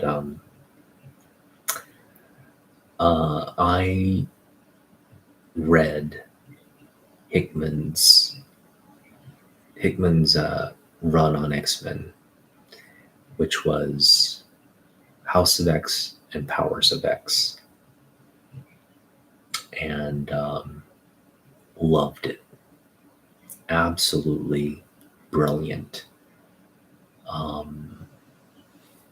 I love this idea of the mutants creating their own nation state, sort of this Shangri-La, Krakoa community, them coming together and really exerting power over the other, Homo sapien nations. But really sort of offering this like olive branch at the same time saying, hey, look, don't mess with us. You can either work with us, but we're not going to take your crap anymore, right? They're exerting their power and their coming from a really elevated sense of compared to the era I was reading where they're just kind of targets of discrimination, all that. There's them coming from like a real position of power in that dynamic, the dynamic with the human race. Love it. It's just an amazing book, and it makes me realize like, wow, how far comic books have come. The quality of the artwork, the story in this new run of X-Men was like incredible to see. It was just like, wow. It's a far more just better reading, more coherent, more believable story. Like it's creating a more sort of like like just the overall, like the world that they create is just a lot more palpable than this back when they were writing this book. Now this was a great story too, don't get me wrong. This is like this sort of timeline. It's a new timeline. First of all, it's just they create this. It's an event. Okay, and the death of Charles Xavier creates this timeline of events, and this is the fallout from that one death. Okay. It's a war, and Apocalypse leads this sort of like um, kind of like a mutant massacre, essentially. Like he just declares war and destroys mankind and a lot of the mutants along with it, or they're yeah, uh, a lot of the mutant community that resisted that. Um, there's this sort of like these are the mutants that are part of the resistance, I guess you could say, and they're the ones kind of rallying around and trying to defeat Apocalypse. And but going back and reading this now, when I was in college, this was just a great read. But going back and reading this now, I do realize like, okay, it had its limitations. Wasn't the most polished story. Um, I still love it, but like when I compare it to like Hickman's writing and currently how Hickman is really extending this universe into like comic book uh, teams, or I should say comic book series, like X-Force, Excalibur, how he's branching it out into these individual uh, series runs and then probably tying it all back in like a big event. It's just brilliant to see. Um, and it's just creating layers upon layers, right? That's kind of what this was doing, but it was just doing it in like a very short format. I think this had like some like 7 or 8 titles across 4 issue formats, and then they bring it back to they resolve it and they come back to the main timeline. Well, with the Hickman run, they've again created another alternate timeline, but it's sort of like a broader, it's a broader continuity of that, and love it. I love it, absolutely love it, and it just makes me realize it puts faith into like, okay, the hobby's come and it's progressed, like it's gotten better and better, and what we're seeing today is definitely better than what we were seeing in yesteryear, and I'm sure it will continue to improve. And I know if they do, I've been saying this all along, but it would make sense for American comics to kind of catch up to the rhythm and style of manga, like Japanese, which is a longer. It's a shorter serial run, but it's long enough to where you can really get the depth out of it. So it's a specific end to a story. You'll get like maybe 32 volumes or something, thicker volumes, but that's enough to create a really expansive, broad breadth of story. And that's what kind of this Hickman run feels to me. It's the same comic book format, but I can just, it has enough breadth, it has enough length to where you're really getting a thoughtful story where it's dependent on the story, it's dependent on what's developing between certain characters' relationships. It's just building, it's giving you more layers to build on top of, and then really wrap it up with a big event. So, yeah, I think it was probably one critical point of the comic book industry when you compare it to manga. Like that manga format makes more sense, and I think we're kind of, comic books are now moving toward that, longer format, but it's not like ongoing. It's like there's a specific beginning and end, and then that all wraps up, right? And they're calling them volumes these days, but that volume uh, allows for that steady progression toward like a broader um, narrative. Yeah, it's like just boom, boom. Like you do have this sort of. Whereas comic books before were just kind of like you had like a very short run, then another short run, and then another short run. It just felt like very segmented, but it was a continuous line. It was just like boom, boom, boom. Now what you're seeing is again like that manga format. You're just getting that longer boom, right? So everything's building and everything's boom. So that's what I'd love to see. But this one, yeah, this Age of Apocalypse was just just brilliant. Sold a lot of books, I'm sure. I think I ended up just getting all the books and reading. Um, and while it was happening, it was just like the best thing to just read and get week to week. But I love to see that. You know, I'm obviously just getting collected volumes, but having the collected volumes, you can see kind of like, oh, okay, issue to issue, this is what's happening. The same thing's going on there. Uh, again, yeah, just love the pace and the. I think the modern books are more enjoyable. I've got to say.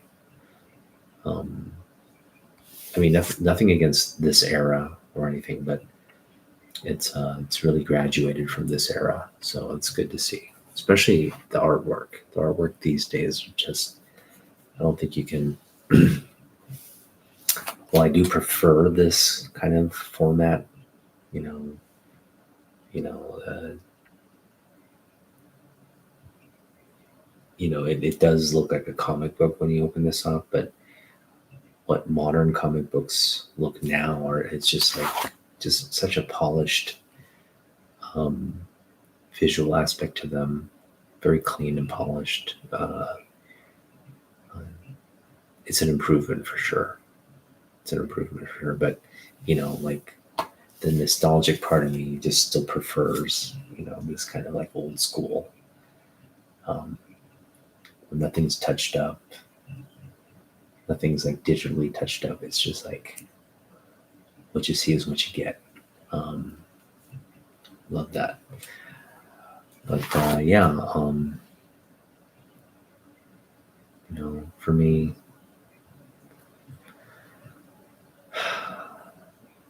that's just how I roll. Like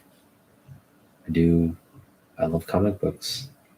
It's not going to change. So CGC is not going to change that. Um, and again, it has very little impact on me at the end of the day. Because I'd rather find a book like this for 50 cents newsstand in a 50-cent bin than paying $60 for it with 9.6 or 9.4 label on it. And I just hope at the end of the day more people realize that, like, your joy from the comic books, don't compromise that. It doesn't have to be compromised with a service fee or plastic casing or even a fancy printout of a label. Those are things that should determine your love for a book. Your love for a book should be determined by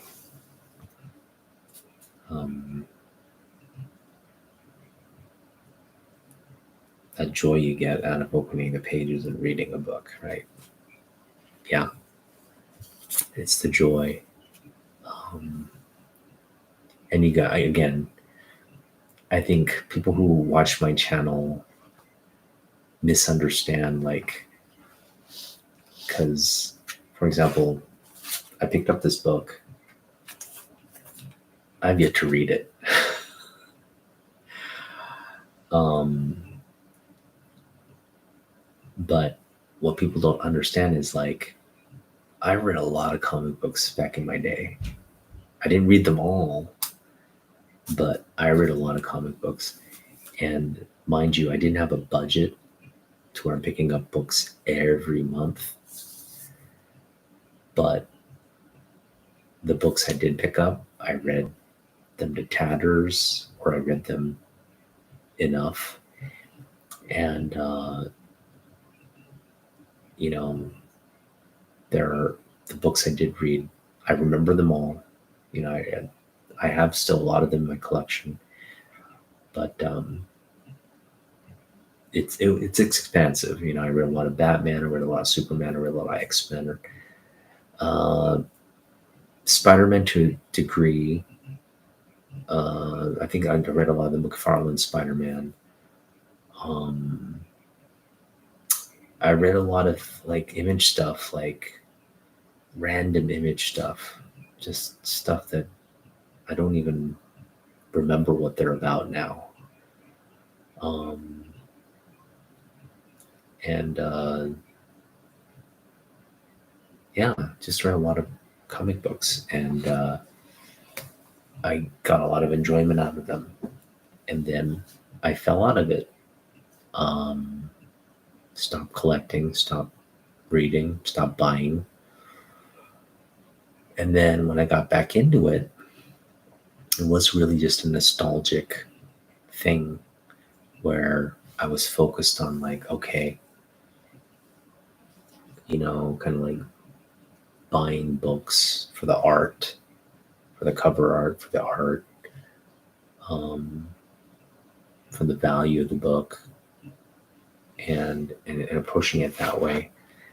Um, I think now I'm still focused on that. Still picking up Jim Lee, still picking up artists I like. Um, Still picking up things I like, but I'm becoming more focused because I realize I like a lot of things. So rather than picking up all the things I like, I have to really focus on the core things I like. And I think I'm there. I'm in a good spot. It's still There's still more I want to pick up than I have space for, unfortunately. But I have sort of this a basic foundation of what I know I want to pick up, what I know I like. And what I'm struggling to do is redefine that to a finer degree. Because like recently, I love JoJo, I love Transformers, but I recently came to the decision that outside of maybe the number one issues in those two titles, I don't need to collect the run. And what I also another realization is like I want to collect She-Hulk now. The 90s burn run of She-Hulk. I want to collect that, but I probably won't. And again, it's the space. It's just that, yeah. So you just have to make all these like when you're cramped for space like I am, you have to. At the same time, I'm picking up all these doubles as well of shit I like, and I should stop doing that as well. But for some reason, I keep saying I should do it, stop, but I keep doing it. So I don't know what the solution for that is. But I'm doing less of it now, so I think I'm getting better. Used to be I didn't have that sort of like filter stopping me, but now it's like kind of like will catch myself and stop myself. But yeah, your likes and what you want to pick up, I find that it's constantly changing, and That's what's great. That's what makes us human, I think. We're not static people. Um, we can be influenced. We can influence. Um, that's what I love about this community, right? It's like everybody, we can all be focused on one issue, be on one side. We can also disagree. Um, we're all loving and liking different things, and we respect that about one another. Um, but again, just you know, um, don't. I think where self-interest at the cost of you know respecting other community members. If you're taking advantage for your own self-interest, that's not something I'm cool with. And it'd be nice to kind of just remember that as we're engaging with one another. Just, like, don't just be in it for yourself, but have the collecting community's well-being in mind. Um, you can buy, have your collection, do all that, but um, if you know it's going to hurt other community members, maybe not do that.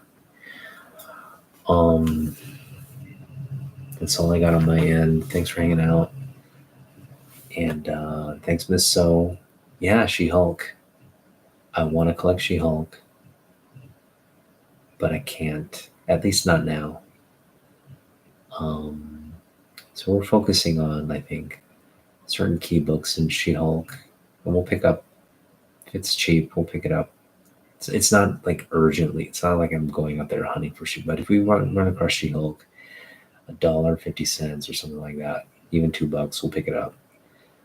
But again, try to pick up Jim Lee, Brian Bolland, a little less Peach Momoko these days.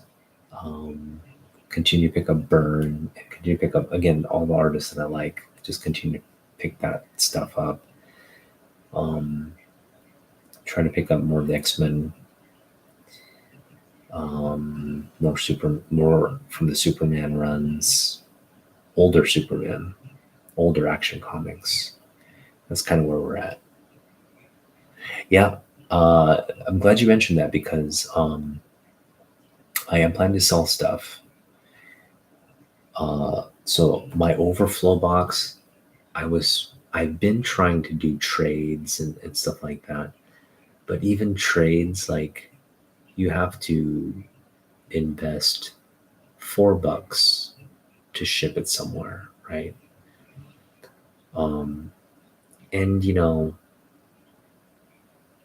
not that it's a big, like, if it's I'm getting stuff I want and I'm getting rid of some of these books, I'm willing to do that. But you know, $4 does, if you're doing it continuously and constantly, it continues to add up. And we've done enough trades to where, like, okay, well, this cost is kind of adding up, so we don't want to do too much of that now. So I'm going to try to focus on really local people close to, like, my local comic book members, trading with them locally. But in the instance of this overflow box, I think we have a happy kind of conclusion to what's going to happen. Ethan over at Destiny City Comics, I've spoken with him, and he's going to be wanting to buy books in about a month or so. And so I just told him, hey, look, reach out to me when you're ready to add more stuff for your inventory, because I think he's currently well stocked on inventory right now. So once his inventory levels drop, he said he'd look at my books. And he kind of gave me a preview of what he would offer, because I told him, a lot of my books are keys or minor keys. He's like, okay, yeah, I'll give you such and such a price for this range of books. And again, I will, at the end of the day, um, I'm not losing a lot of value on what I initially paid for these books. Um, and at the end of the day, it's clearing up space. It's like I'll be getting something for the books. Um, and so the money that we get from that will probably go into, again, what we're going to spend this summer on the Jim Lee signing. Maybe I'll get to pick up a few books at Ethan's place with the money I buy. I've already got another book on hold there, but yeah, it'll just kind of free up the books I'm trying to get rid of. And a lot of these books I still want to keep, but I've kind of gotten past that point now. It's like, okay, you know, I don't have space for them, so we're gonna just part ways and get some value out of the books, get something for stuff. And there's a lot of still stuff I love in there, but I got to make that emotional separation, sell them in one big lot, and then focus again on stuff I want to pick up. So that'll probably happen. I think Ethan's going to reach out to me. So maybe I'm thinking March, right around March, we should have. Yeah, I'm gonna sell the duplicates. I think I'm gonna go through and like, do I need 2 copies of this? No. Then again, maybe I do. um, uh, yeah, that's not a bad idea either. Like some of the modern comic books, because our library does. We were able to check out actual comic books, and it's like they're more kids books actually. Like, think PG rated kids books, but I don't know if my books necessarily fall into that category, but that's another option. Um, we'll see.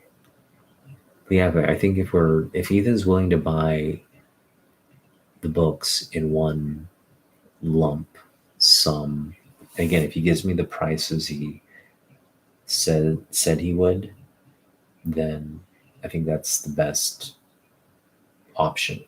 Like, I'm not getting a lot of money for the books, but at the same time, I'm not losing a lot of value on the books either. It's kind of like what I picked them up for, maybe around what I picked them up for, maybe a little bit more. That's kind of the situation we're in terms of selling that overflow, and I'm fine with that. I'm fine with that. There are a few books in there where I feel like if he doesn't give me like more value for them, I don't mind taking those specific books out and selling him the rest. But you know, again, he's giving me a really fair. Uh, well, I'm also giving him a good deal, but he's giving me fairer value than what a lot of my other LCSs would give me. Like, I wouldn't sell it to Jeff. I wouldn't sell it to Russ. I wouldn't sell it to um, Hilla Comics or any of these other places because they don't give you good deals. They're not going to buy books. I mean, they need to make their margins. But in talking with Ethan, he's giving me fair. I mean, he's not trying to maximize those margins, which is what I appreciate. So yeah, love to sell to him. And but again, there's no guarantee that we'll sell. It's just something we're targeting. And again, he has to reach out and say, okay, let's see what you got. So it's going to be in a month or two, I would say. And then again, outside of that, I'm going to work part time again this summer. set aside enough budget to do the Jim Lee signing. And we're going to do the whatever the highest level of the signing is to try and get um, as many books as we can signed. So we're targeting at least 8 books. And we'll see what comes in that package. Usually the package is really good. You get like VIP treatment. You get to be first in line and all these like signings and stuff, and meet with them privately before anyone else does, and sit in on the panel and do all the kinds of crazy stuff. And I think they give away like sketches, and you have like a chance to win sketches and stuff. So very excited about that. And just meeting you again, that will be really cool. Yes, it'll be really cool. And yeah, that's really where my focus is this for the year. And the fact that it's happening in November is great because